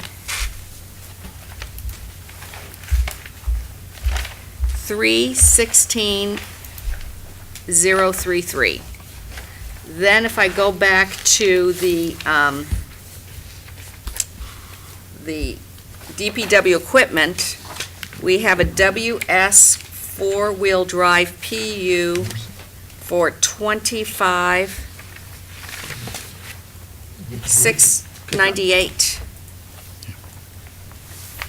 And, was there anything else? Yes, there was. There was something up in Oh, the top there. backhoe we got rid of. Oh, But the one-ton the one-ton dumper. dump truck, one-ton dump was Okay, so what's 75,390 minus 37? It's 18,848 out of water and 18,847 out of sewer. Is the pickup broken out that way, Yeah. or is it just dedicated to water? You good? It says I've got water my sewer, original. are we I got it on splitting there. it? Which, Yeah, the pickup looks like it's being split. It's a four-wheel drive pickup. 41,360? Oh, the 25,698. So what's that divided by two? Is it split between the two? No, okay, I'm sorry, 25,692 is both, is water and sewer, 12,849 each. Correct. Okay. It's just Edgewood Glenwood, it's one project. All right, now, someone handed me the split on the Emerson. Was that you, Richard? Yeah. Yeah, Okay. Mark had asked about Emerson Road Pump Station, and I looked up Okay. some data. So let's start with the sewer. And, because that's what the Emerson Road Pump Station is, the And sewer? that's how much? Yeah. That is $340,000. Okay, you want me to run through this thing real quick, Marie? I think everybody's got a copy of this? I think I gave you one last time. I give you another one? Alex, you got one? Yep. Okay. Paul, or, I got one last night. Oh, yeah, right here, yep. I still yeah, got it. Paul, let's go. Good. Yeah, Mark had asked on what we'd spent on that, so I did go back and check the records, and I can't guarantee that this is flawlessly accurate. It looks like DPW recommendations, when you come down through the whole list, is coming in, now this is what they put on the packages each year, about $944,000. The original report coming from the A&E firm was $1,045,000, but DPW has done two reductions since that point. They've taken the SCADA, the full-size SCADA system off at $90,000 and an odor control system at $50,000, which dropped us back to $905,000. The report itself had $135,000 for general site conditions and $130,000 listed as miscellaneous. I think the most striking part I saw is that it had a contingency factor in it of 35%, which is a fairly significant amount of money. In this case, it was $270,000. The warrant amounts that we have had before us are on the back of the sheet. It starts at FY12 at 75, FY13 at 333, FY14 at 276, and the figure I had when I did this was 340 for FY15. Or it comes up to $1,024,000, which when you go back to what DPW had in their estimates and all the paperwork and all this, something it just doesn't mesh in right. There's something a little askew, and I wasn't able to find it in any of the records I had, so I can't tell you. I didn't take the time to get with I checked, I guess, Paul, I checked with you on allocations, but not expenditures, so I can only report what I found, and there seems to be a discrepancy on what we've asked for at town meeting and what the total project was, but I can't tell you exactly what's been spent. That's what I don't have. So- And I had thought, Marie, that this was a multi-year project. This was an excellent project. If we opted to ever take a close look at a project and audit a project, as we talked about, this would be an excellent one to audit out and see exactly where our money was spent, what it was spent for, including right down to purchase orders, and see what the bottom line comes down on it. Because this is a fairly large amount of money, and it's been a multi-phase project. So I guess my first question is, on FY 215, Richard's thing shows 290, and we're going for 340. So, Yem, were you able to tell us what the 340's for this year? It's for a generator, Mm-hmm. for a bypass connection, Mm-hmm. and a channel grinder. Oh, a channel grinder. That's the third thing. Okay, and I can add one more thing. There apparently has been, and I'm sure Yen will be able to help us on this. I looked in the original report. I couldn't find the bypass. I found some valve connection or something for about $40,000. The bypass is It's new. It's not part of the study. Okay, So what a bypass allows you to do is if there's any instance where you need to bypass the sewer, mhm, that's what you do. Right now, we don't have that option. right. Okay, and there was another thing noted in the study, and remember, the figures in the study had been inflated by 35% for contingencies. I think the study said $60,000 or $80,000 for the generator, and we're sitting at $160 for a generator. If you look at my breakdown in the back, I have it on for 110.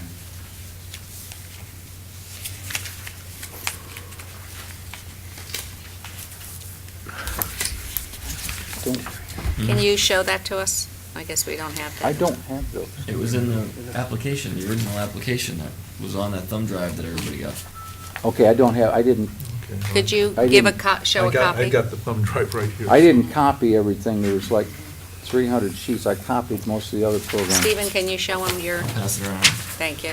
Can I ask It doesn't matter at this point. Oh, it doesn't? No, Okay. I was What just are trying to the bring it sewer to the rates board's attention Or of what what we've got, currently? Yeah, and 239 water, If we had had 235 it, sewer. 235, okay. what, this one's 336? Oh, is this the whole program, Stephen? Yes. Okay, but it's being done by one contractor? It'll be bid out. Okay. Can I ask, Yes.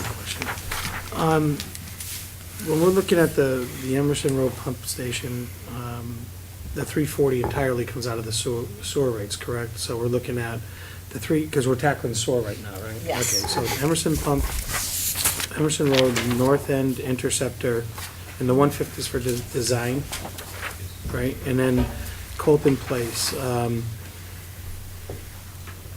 When we're looking at those, what is it, what the dollar rate per Well, unit? let me, first I'll say, the sewer retained earnings account is 841,000. Yep. So I'm assuming you're gonna take some of it out of the I surplus. hope so. As far as, as far as rates are concerned, again, it would be depending on the debt service, but if we need to raise $100,000 in debts, to pay the first year of debt service, it'd add almost 12 cents to the tax rate. Okay. I'm sorry, to the water rate, and vice versa, it would add almost 15 cents to the sewer rate. And our policy is to keep 500,000, Your policy is to keep 500,000. or to hopefully have 500,000, so we have 300 and some odd thousand. 340,000. Okay, right. so if we look at that, if we said we pay for Emerson with just the overage in the reserve fund, Yep. retained earnings, we'd have to bond out $466,000. That is correct. Which would add roughly, Well, again, depending on what the debt service is, if we did it over 10 years, you're maybe talking only 50,000 a year. So you're talking, what did I said, 6 cents maybe on the water and all right, so I'd like to 7 or make 8 a cents on the motion to approve the sewage projects, Emerson Road at 340,000 to come out of retained earnings, and the North End Interceptor in Colton Place for $466,000 to be paid out of a bond, to be paid for with sewage rates. Okay. Can you add the water and sewer pickup truck portion, sewer portion? Oh, I forgot about those two, damn it. well, those are probably coming out of retained earnings too, I would assume.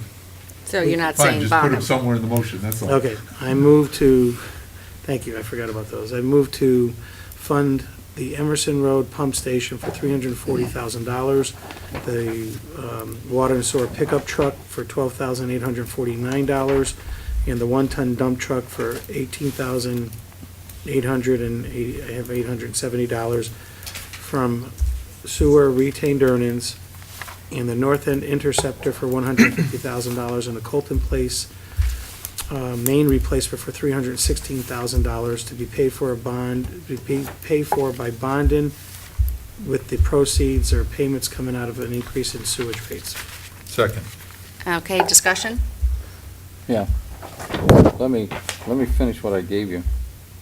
The bottom line on this further thing, see, is the adjusted total was 905, and we're coming in at 1,024,000, so it's about 124,000 over, and there was a 35% contingency, so it would make me want to know, to see all the records on the whole project for one, and have it laid before, to see how we spent it and what we did with it. Okay. And, Yem, I had a question. The report had talked about doing a study on the interceptor. Did you ever read into that? Were they wanting a study on how to reroute it, or what to do with it, or? So that, the 150,000 request for survey design, permitting, and all that. Yeah, I know this is for design, but it said, the engineering report had said, so they were recommending doing a survey. Do you know what that was about? Not a survey, it's sort of like they were wanting to do a feasibility. Right, the different options to redesign the interceptor. Putting a pump station would be the simplest, but quite costly. Right. You just put the pump station and you put smaller pipe. Okay, are we gonna skip that phase and we're just gonna go for a replacement?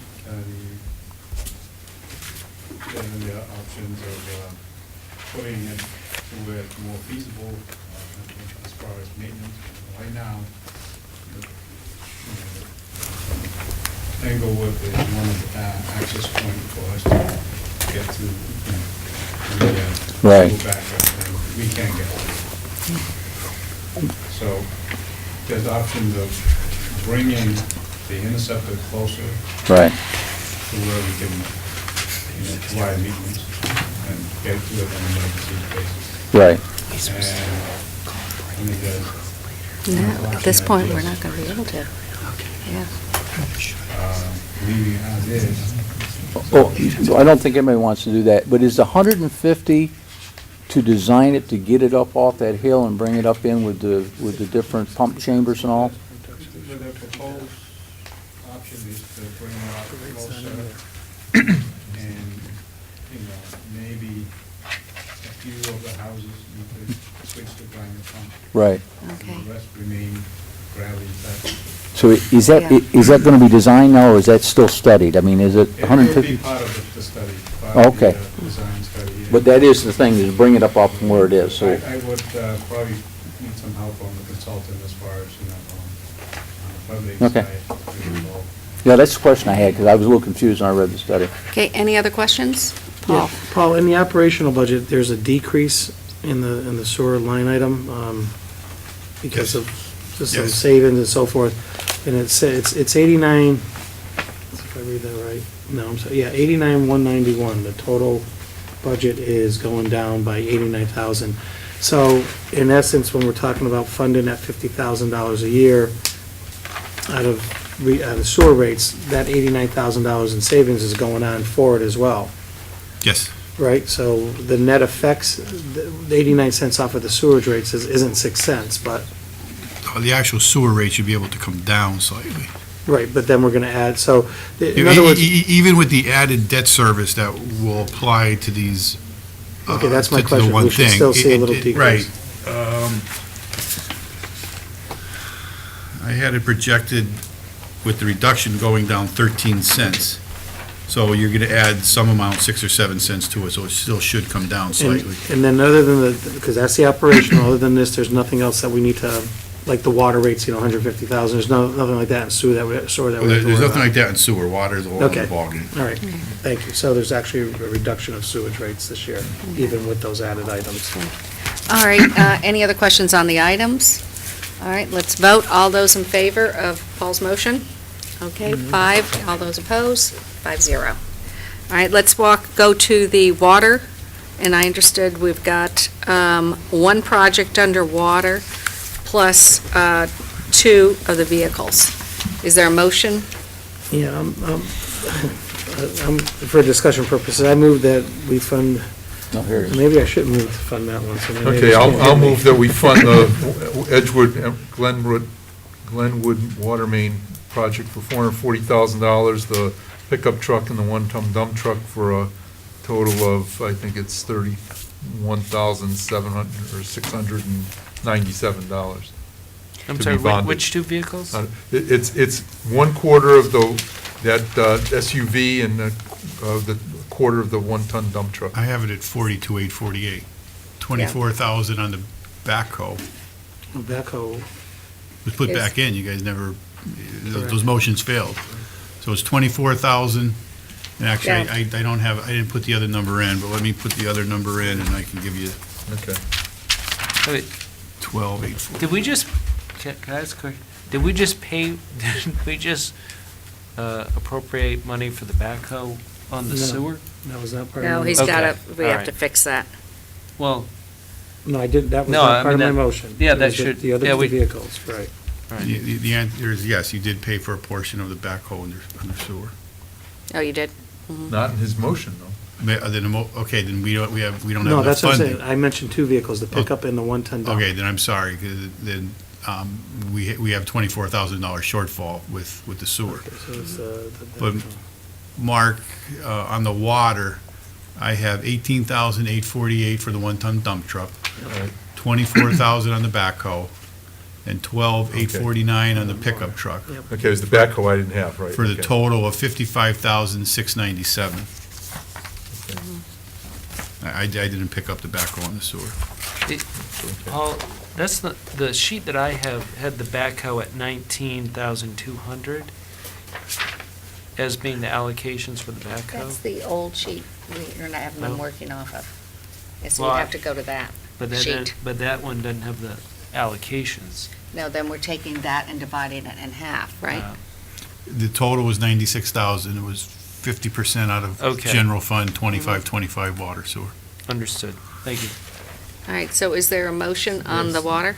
So my motion is to bond $440,000 for the Edgewood Glenwood water main replacement and $55,697 for the three vehicles, for a portion of the three vehicles, the water sewer, I believe it's the pickup truck, One-ton dump. the one-ton dump truck and the backhoe. Is there a second? I'll second it to I'm move not it sure. forward. Yeah. I've got a plausible deniability here when my neighbors complain, so Yeah, just it's okay. protect me on this one. Yeah.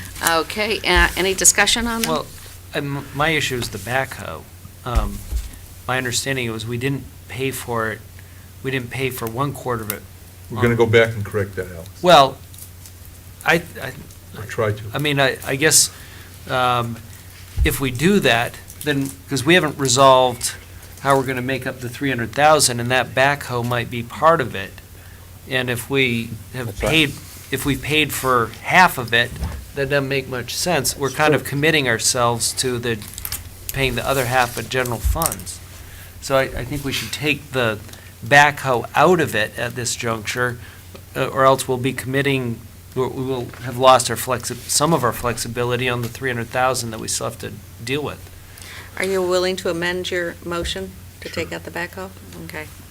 Okay, yeah. Okay, is there a second on the amendment? Yes. Can I ask Okay, a question, and- Marie? Well, just I need to know the amount of that backhoe. Taking out $24,000. 24,000, so the, 31,697 from water. Or we could just get the buckets and the tires later. Yeah, from the gas tank. Okay, now, discussion on the amendment. Yeah, I don't know if it's on the amendment or the other one. Mark, I had a question. Did you say your motion was to bond the vehicles? yeah, put the vehicles in the bond, only because we don't have water source stabilization funds in excess of our Minimum. the minimum amount. 10-year bond? Well, we could, up to 10 years, but, yeah, 5 or, it'd probably closer to 5 or less. I'd prefer to get it done quicker. I don't know if we could go out to 10 on some of these, let's see. I'd have to check with the Department of Revenue. I mean, it'd be between 5 and 10. Yeah, I'd rather see 5. I just really have a pretty major hang-up buying vehicles with bond money. It's just, Yeah, no, I do too. I mean, you're paying for the bond when the vehicle's traded in again. I mean, that's bad credit in anybody's book. But I mean, you do have some money in the, I mean, I know it's I under was your just gonna ask policy, but you do have money in water retained earnings. It's just not up to your policy limit. What is the amount in retained earnings? The retained earnings right now has $470,000. There is a warrant article for $150,000 to fund the water from Springfield. No, because And of we're the- talking about an operating deficit of $50,000 or so. So that would leave $270,000 still in the account. And again, it's a projected deficit. There is none. Okay, And any other? Richard, would you prefer, recognizing we're down to $270,000 in our water retained earnings fund, would you rather see us still pay for these? We're talking about $31,000. 31,000. I'm not strong, I just have a I real, want to get enough, I'm I have a- politicking to get enough votes here. I have a real bad belief in Yeah. bonding vehicles. And so do I. All I need It's to know just- is if you. Yes, I do not want to bond the vehicle. Fine, I'm going to propose an amendment that, Okay. Amendment? you know what, I made the motion, I'm going to withdraw my There you motion go. if Okay. everybody, sorry, Debbie, if everybody, Withdraw the motion, and whoever No, seconded it has to right, agree with that. Who seconded it? you I did. think you did. Oh, I did, okay. That's fine. The I'm original. withdrawing the original motion, and I'm proposing a motion that we bond Edgewood, Glenwood water main replacement for $440,000. Second. And, Let's vote. No, no, I'll- no, I Well, just- then I there'll be a just- second motion to pay for the. No, I understand, I just have a question Mhm. about water rates, okay? Okay. With the $50,000 deficit, our water rates right now, we have them at 239. Are we going to have to adjust those up significantly with the bond? You're going to have to adjust them significantly without the bond. Correct. Well, no, and I think that's important to know before we yeah, vote on it. I have them projected at $2.68 based upon the operating budget that's proposed. And not this, so then what's? This would add, again, if the 440, if we did it over 5-10 years, you Let's say 5. 7-8 cents. Well, if you do it 5, you're probably talking 12 or 13 cents. Talking about $2.80. Why wouldn't we do it over 10 years? I just asked the Yeah. question. You could, Oh, who gets to he asked what decide- about 5? Who gets to decide that? You guys do. Oh, okay, Yeah. I just wondered. So it's either gonna be $2.75 per unit or $2.80, somewhere in that. Somewhere in that range. And that doesn't, and our retained earnings, just so we also understand, which we have a goal of $500,000, is now down to 270, or maybe a little bit lower now, so 240, for example. So pray for a very dry summer. That's what, and then my next question is that when we're preparing the budget, are we still using the rolling 5-year average? Like, and what we've done in the past? I did not adjust the consumption amounts. So that whatever, we've been using, I think, 840 or 850,000 units? 850,000 for water. I did not change though. okay. All right, all those in favor, Okay, this is just on the 440. 440. Bond. all those in favor, all those opposed? No, I'll vote for it. Yeah. Even I'm though sorry, my- Paul? I voted for it, even though my Oh, you did, neighbors so like it's it, and I have 5-0. construction trucks from the No. All right, now we're looking for a motion for the vehicles. I move that we pay for the water and sewer pickup truck and the one-ton dump truck for a total of $31,697 out of our water retained earnings fund. Is there a second? Second. Discussion? All those in favor? Aye. All those opposed? All right, 5-0. All right. Still so have it's the been- backhoe issue. We're going back to the unbalanced sheet before we adjust and Okay. decide, how are we going to take care of is it still 345,000? It's 345,000. Again, if you use the 50,000 from free cash, it's 300,000. 300,000. Okay, so let's look at 300,000. What is the recommendation? Is there a motion to? Okay. This is for capital projects, Marie? Yes, we're back to balancing the capital.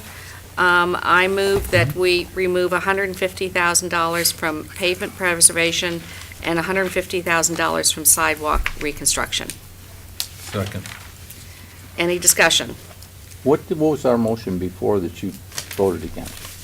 The motion was 125, 125, and 48 for the backhoe. Oh, and we've, So we we're, haven't voted for the, oh, we still have the backhoe. Yeah. So So, we- all so- those, So you want to. no, wait, it's not all in favor, Yeah. there's discussion. So you want 150 for pavement out and 150 from sidewalk out. So that's very similar to what it was before, Right. except you're putting the backhoe back in. Okay, well, I just want to make sure we're putting the backhoe back in that there's very strong likelihood that we don't really need. And we Okay. haven't paid for out of the sewer and Right. water. Right. All right, I'm getting motions and trying to move it on the table. Was there I a know- second? I know you are, but And you're there not wanting, was. you're not wanting much discussion. It's already been seconded. Yeah, and we've been discussing this a lot. It's, Well, you just brought the motion on, Marie, I beg your pardon. This has just come back on. We had one on before that we thought met the commitments of every board member here, and you voted against it, right. okay? Because you want a backhoe. That's the No. only difference in that whole thing is that backhoe. Okay, so let's get it down to just the backhoe. And I've stated to the board, we have 3 of them. We have redundancy beyond belief in our fleet operation. We have a backhoe that's available at a beckoning call. I don't think, have you ever had a backhoe problem when you didn't have one available?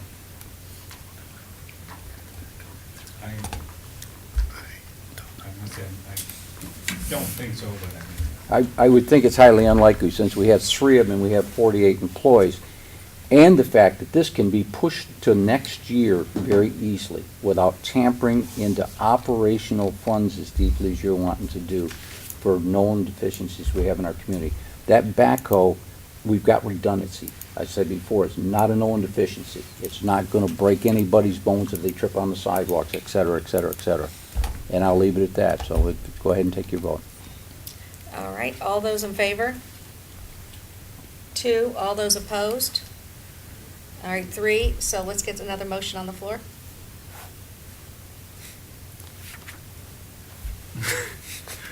Okay. I've made several motions. Nobody's very interested in my ideas. So, All right, I move that we remove the backhoe at $48,000 and we remove from pavement $250. Is there a second? Marie, instead of going motion by motion and driving everybody crazy, why don't we talk this through for 5 minutes, even though it's already 10:30, and come to a consensus instead of trying to figure out consensus by motions? All right, so I what mean, is your because, idea? well, we did it with the water and sewer thing. I don't know, but, just like I turned to Richard before and said, if I take out whatever, can we get a vote? And we ought to be doing the same thing. And so the question is, we're playing around with pavement and sidewalk and plus or minus a backhoe Right. to come up to a total of, I presume, $300,000, which is what the number was I heard from Mr. Kosterzik that we need to take out, right? Yep. And so the question is, Marie, is your vote intractable if we don't have the backhoe in there? No. Okay, so, if we don't have the backhoe in there, that's 50. So how do we put together pavement and sidewalk to come up with another 250? And my earlier guess was take half and half, but that failed. If we now think that same vote can pass. All right, guess I that's- move for the backhoe 4825 from pavement, 25 from No, sidewalk. it's gotta be 125 from pavement. 125. isn't this exactly the? Yes, Exactly. right, but now it's an hour and a half later, 2 hours later, Alex. Some things happen 2 hours later on the No, 9th day, we've done this in the last 2.5 weeks. And to your point, I mean, if you want a politic, why don't you speak to the concerns I've raised? I mean, if you want to get my vote, Well, all I'm saying is, so come up with an alternative. I have. But work your alternative, work the crowd here, Alex, No, but here's the thing. We're talking about, it's a basic, here's the thing. I get it. You want to be fiscally conservative, right? You want to be careful with tax dollars. This is a very small amount of money. But in I mean- fact, it's only give or take 50 or 60,000 we have, because I already took some portion of that, or. Right. We already took. Right. Some portion, so we don't have enough, I don't think, enough to do the rest of it. Paul says we do. I mean, that the 153 will bond out to $1.2 million. So the point is, I mean, it's such a small amount, it's hard to say that, we're standing on principle. We're talking about fiscal conservatives, as you point out, we've already bonded out 940. I mean, this is a way to make the budget math work. And the problem I have with it is that these are taking pretty big bites out of pavement and sidewalks, which we all say are needed. I mean, that's my basic issue. And since, the impact to tax rates would be minimal. Okay, so I guess my. Wait, Go ahead. no one's gonna change anyone's mind. I am now moving to get a consensus, because we haven't even voted on the budget, and we have 25 minutes to go. And we must finish tonight, because we have some very important things on the agenda we must take care of tomorrow, and Paul is not gonna be available tomorrow. So I am changing my vote so we can come to a consensus and shut this down. And is there a second for mine? I seconded it. You did, okay. And so, any other discussion on I am disappointed. What- We're cutting in pavement, we're cutting in sidewalks, when all I've understood that this is really important, but we need to settle this because we need to get to the budget. Can you restate the motion? The motion was the exact same one that I voted against before. No, you voted for it. No, I voted against Oh, it you did. before. That's why I can bring it back up. The backhoe at 48, cutting 125 from pavement and 125 from sidewalk. You seconded it, Mhm. but I didn't think you voted. Yeah, I did. Yeah, he voted for the cutting of the pavement and the sidewalk. And I had the explanation. Since we're that still in I discussion- do Mhm. think that- I voted against all the motions, and the two worst words you can have in local government is, it's only. It's only small amounts of money, it's only pennies on the dollar, because we're talking about a budget as it approaches $60 million a year to run Long Meadow is built upon a lot of its onlys. So it's not to be a fiscal conservative, it's actually to look at where we are, and we're definitely overspending. That's what my issue is with it, because we keep talking about it's only, it's small dollars, it's only. Well, I think everybody's proven my point in the sense that we had a bunch of projects on here. You wait till summertime, folks, or fall, when if it is a dry, don't hope for a dry summer, because the notes you'll get in the fall for raising sewerage rates up there, or water rates up to $2.75. I think Mr. Gold was on the committee when that becomes definite. So my only point is that when we say it's only, that means we probably have overspent, because we're trying to justify it. All right, any other discussion on the actual motion? No? All those in favor? 2? Oh, 3. Okay. He's got his All hand those up. opposed? Hmm. So you're opposed cutting? Paul? I'm opposed to overspending. Okay. All right, so we are now have But it was the 3-2. capital plan cut. We have a balanced capital plan. We need to move to the budget itself. I'm looking for a motion to approve the budget. We need to get it on the table to start discussion. The town manager's recommended budget brings us into a balanced budget. Marie, can I? Should the select board want to make changes to this budget? Are you proposing that the process be similar to what we just did, which is pass it and then have a series of motions for each change? No, I'm suggesting we put it on there. If someone wants to amend the budget, I asked people to please try to write these ahead of time so we could move through them Right, quickly. So you are suggesting we approve this budget and then adjust it by We amendment? put the motion on, and then we amend the motion to approve the budget. So is there a motion to approve the budget? I'll make that motion. Is there a second? Yep. Okay, now, discussion.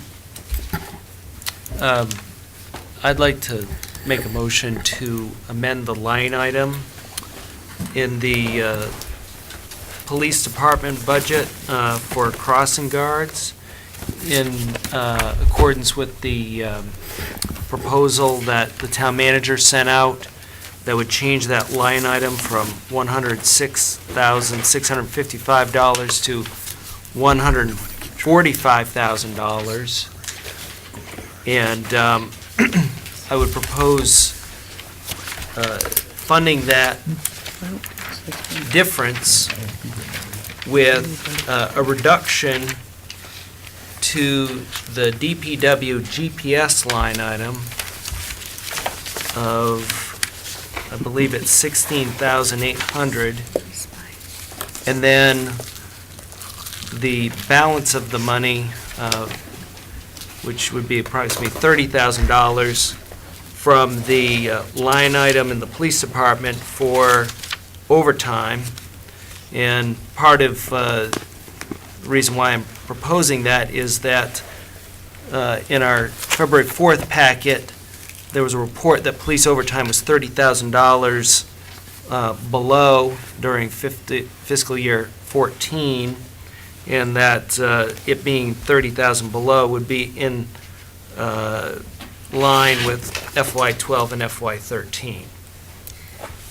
Okay, so you're adding, your motion is adding how much to? It would be 145 minus, so it would be 39,000, and it would be funded through 16,800 from the GPS DPW, and then the balance, which would be 22,200, I believe. 21,200. No, 22. It's- 22,200 Yeah. from the police overtime. 22, okay.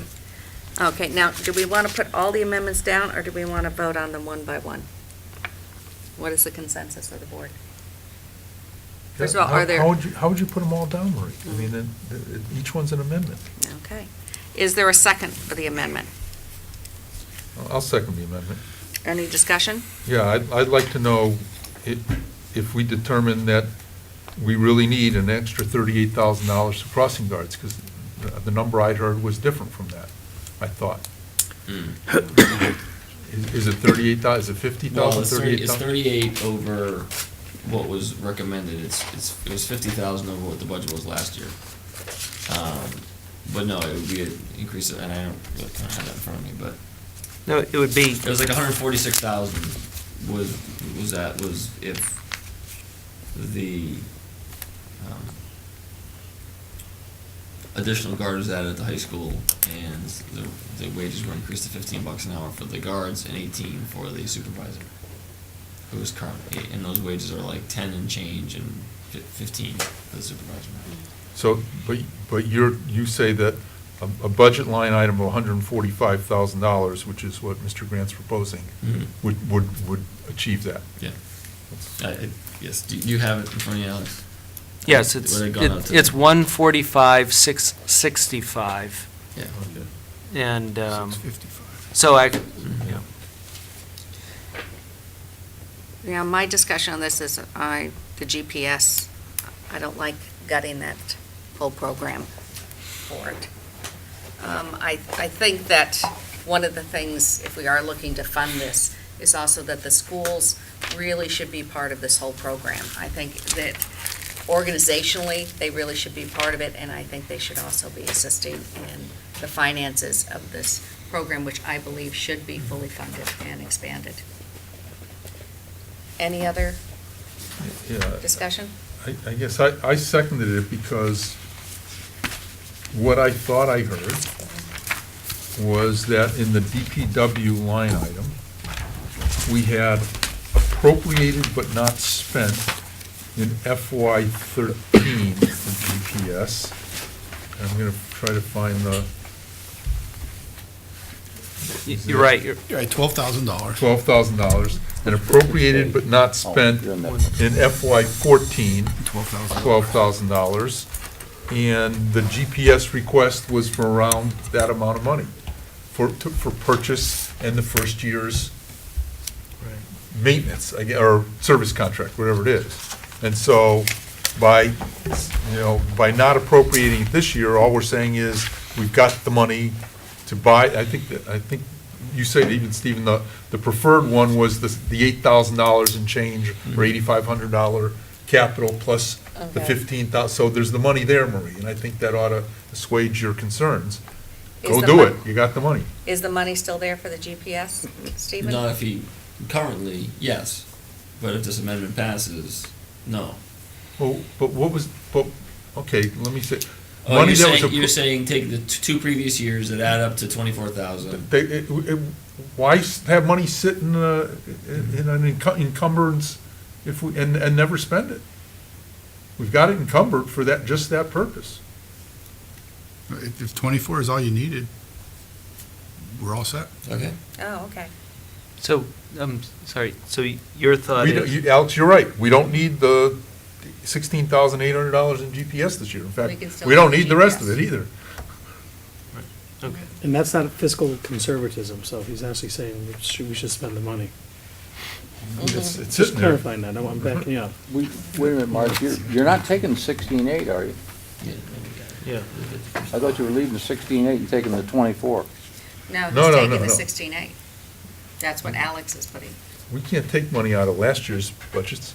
Well, you've got money sitting, Paul's got money. That's exactly what I said. They're gonna spend that money, but in terms of the new budget, Oh, okay, the new okay, budget yeah. will show zero additional Yeah. funds. Yeah. What they're going, if they can get over some humps there.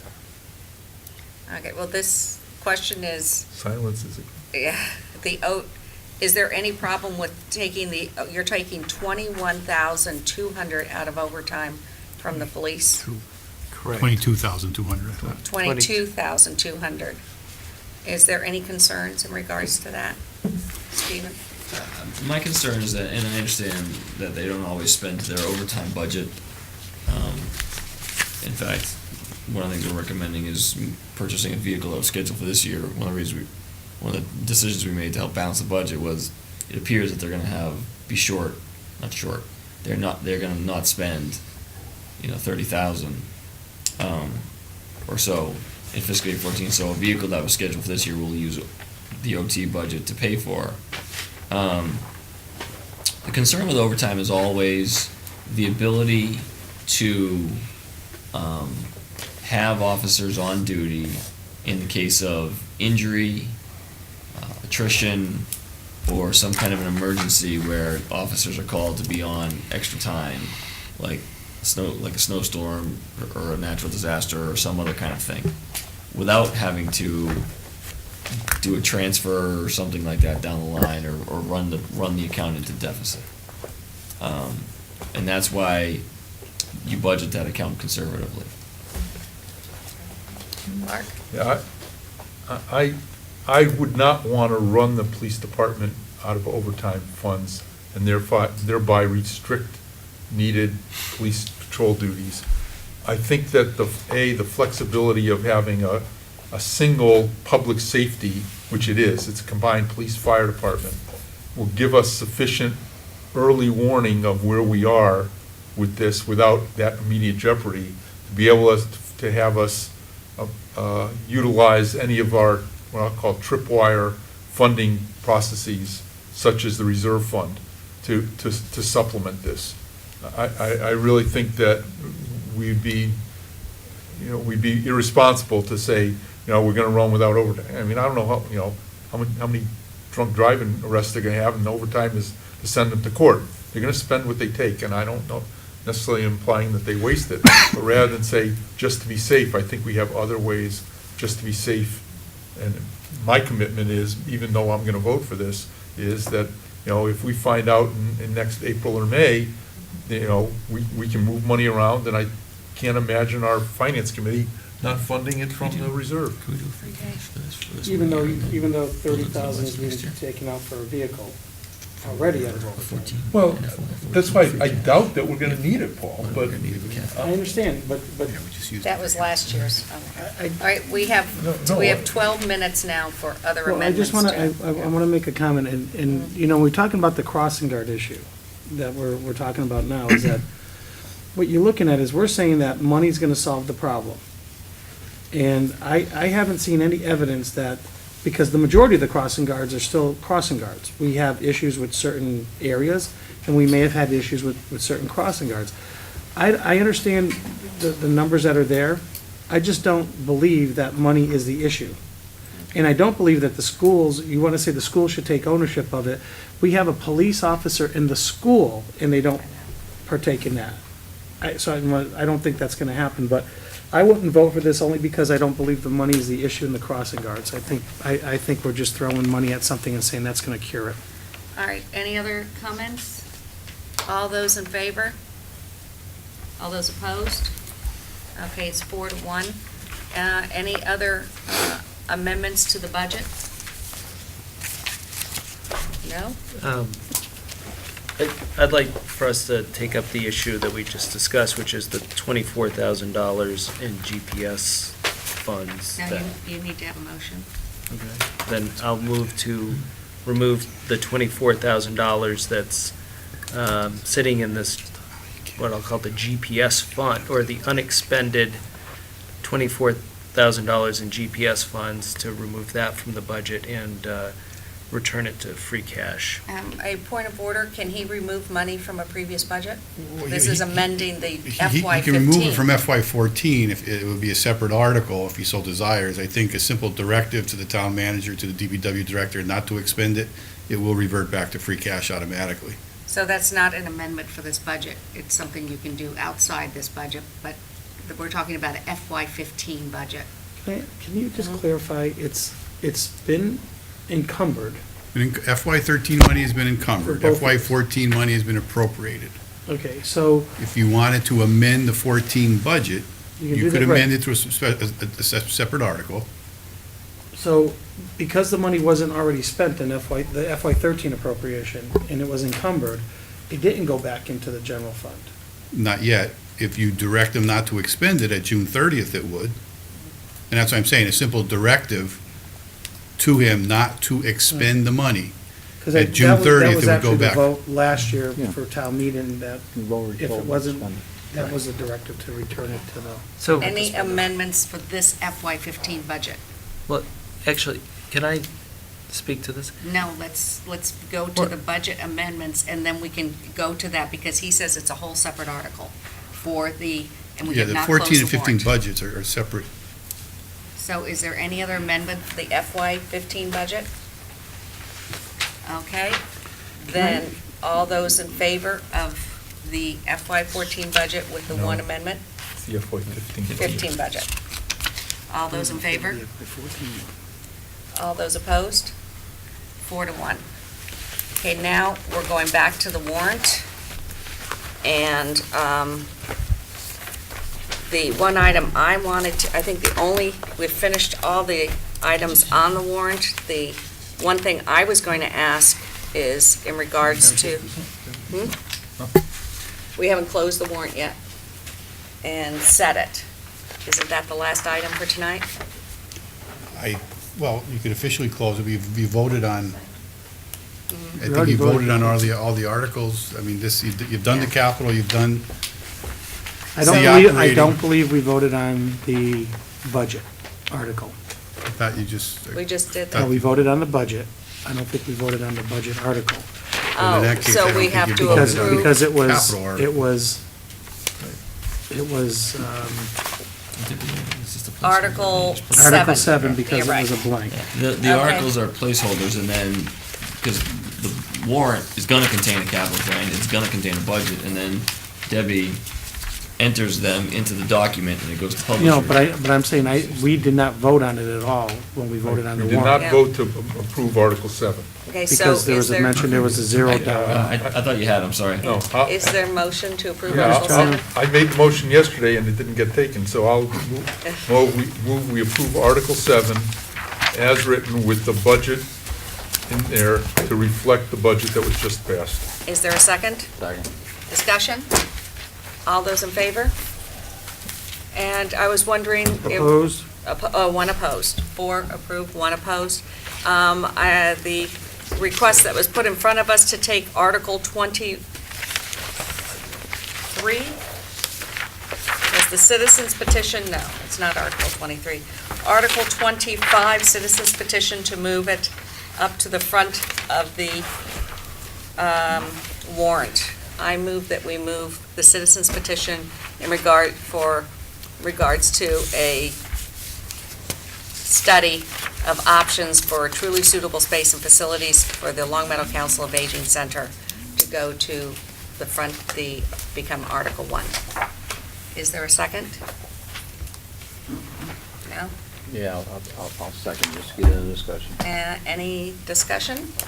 Mark? I think it's bad precedent to start moving around articles. I don't know that we did that last year, we've done it. We've done it before. since I've been on the board. We moved things up. I think it was actually for a issue regarding to seniors. I think that there's some people that find it very difficult to get to the meeting, and especially the length of the meeting, to stay for the meeting. And it is a citizen's petition. I ask that it be moved up to the front. I didn't vote for it. Oh, okay. So all those in favor of moving the citizens petition 25 to the front of the warrant? All those opposed? Okay, 4 to 1. And now, do we need a motion to close? 1 to 4. 1 to 4, okay. Is there Marie, a, in the same fashion that you voted the operating budget, I Yeah. think you now need to vote a capital budget okay, to be, the articles to be included in the warrant. all right. Is there a motion to approve an article for the capital budget? There's a specific article for that, isn't there? It's going to be multiple ones, because now there's some bonding, there's some this, there's going to be multiple articles to reflect the capital plan that you folks voted on tonight. So I would make a motion to include within the warrant articles consistent with the capital plan that we voted on tonight. Is there a second? Second. Discussion? All those in favor? All those opposed? So 2 opposed and 3? Okay, and now a motion to close the warrant. Is there a I'll motion to make a close? motion to close the warrant. Is there a second? Second. Discussion? All those in favor? Aye. Okay, and anyone What did you- opposed? No, we So- all said aye. We all said aye. Okay, 5 to 0. A motion to close the meeting, to We adjourn got the 5 meeting. minutes, let's move. Yeah, we could go ahead We and can tackle the world now. bring something else Oh, wait a back minute, you on know, one of the things that we were supposed to adjust, quite frankly, we voted for the budget, and I don't know if there's time between now and town meeting, we just voted for boilers that were going to save the schools money, and we said that we would talk about taking those savings out of the fuel line item to help pay for that boiler. You got that. And I don't know, it's 5 of them now. I'm assuming we can revote that budget between now and town meeting because, or have that discussion. What are we talking about doing? Yes, Last yes. night, Go ahead, Paul. Yeah. last night, we had a discussion that putting new boilers into Williams Middle School was gonna save $6,000 a month. Mr. Presterzic pointed out that the schools have spent roughly $24,000 year-to-date, not counting March, I believe, for fuel costs. So it wasn't gonna save $6,000 a month, but it was gonna save, we're guesstimating $6,000 during heat season. So there was a discussion, the superintendent said, we'll talk. And I asked that we bring this back up for discussion when we were talking about the budget, and I forgot until just now. But I'd like to see this put onto the next agenda, because we said we would discuss it. Or at least that's, Mr. Gold, I think, agreed with me, I don't know if anybody else did, because there is a Yeah. cost savings to replace them. Right. That money should be used to help pay for them. Because it's not gonna go pay for fuel in the line item this year in the school, or next year in the school budget, it should go help pay for those boilers. It won't pay for everything, but And especially since you essentially just gave the schools another $36,000. You did? But anyway, if we can bring that up for Crossing guards. discussion, Yeah, if we can bring that up for discussion. okay. I mean, shouldn't that have been an amendment to the budget that we just voted on? Well, No, we've got 4 minutes. I'll make a motion to, Open the warrant. You have to open the warrant again. So I'll you're move we talking. open the warrant. I think it's important. second. All those in favor? Warrant's All open. those opposed? Okay. And I make a motion to amend Article 7 to reduce the school budget line item by, help me out, Paul, $20,000, you think, if we're looking at the winter heat months? You know what, I have, What? do you have any idea of the efficiency?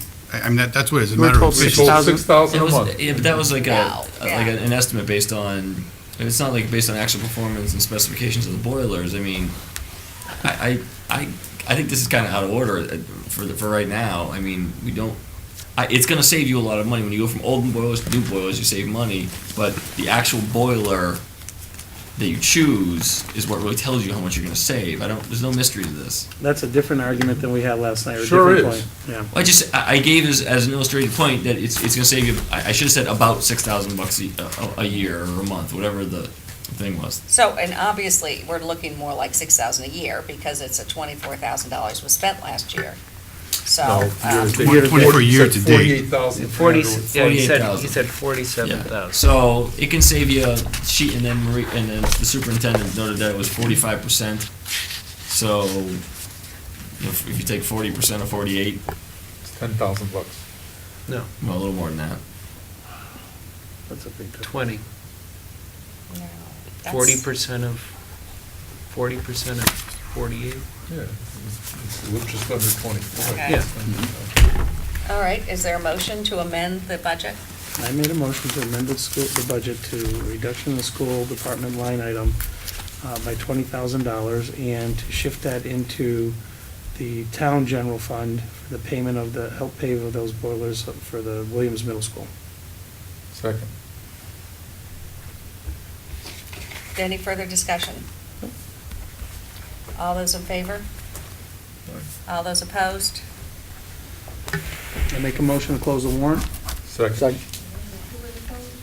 Alex and I were opposed.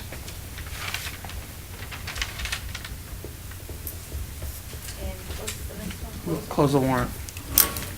Paul and Mark second.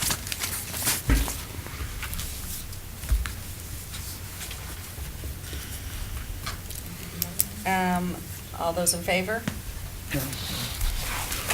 We got 1 And minute.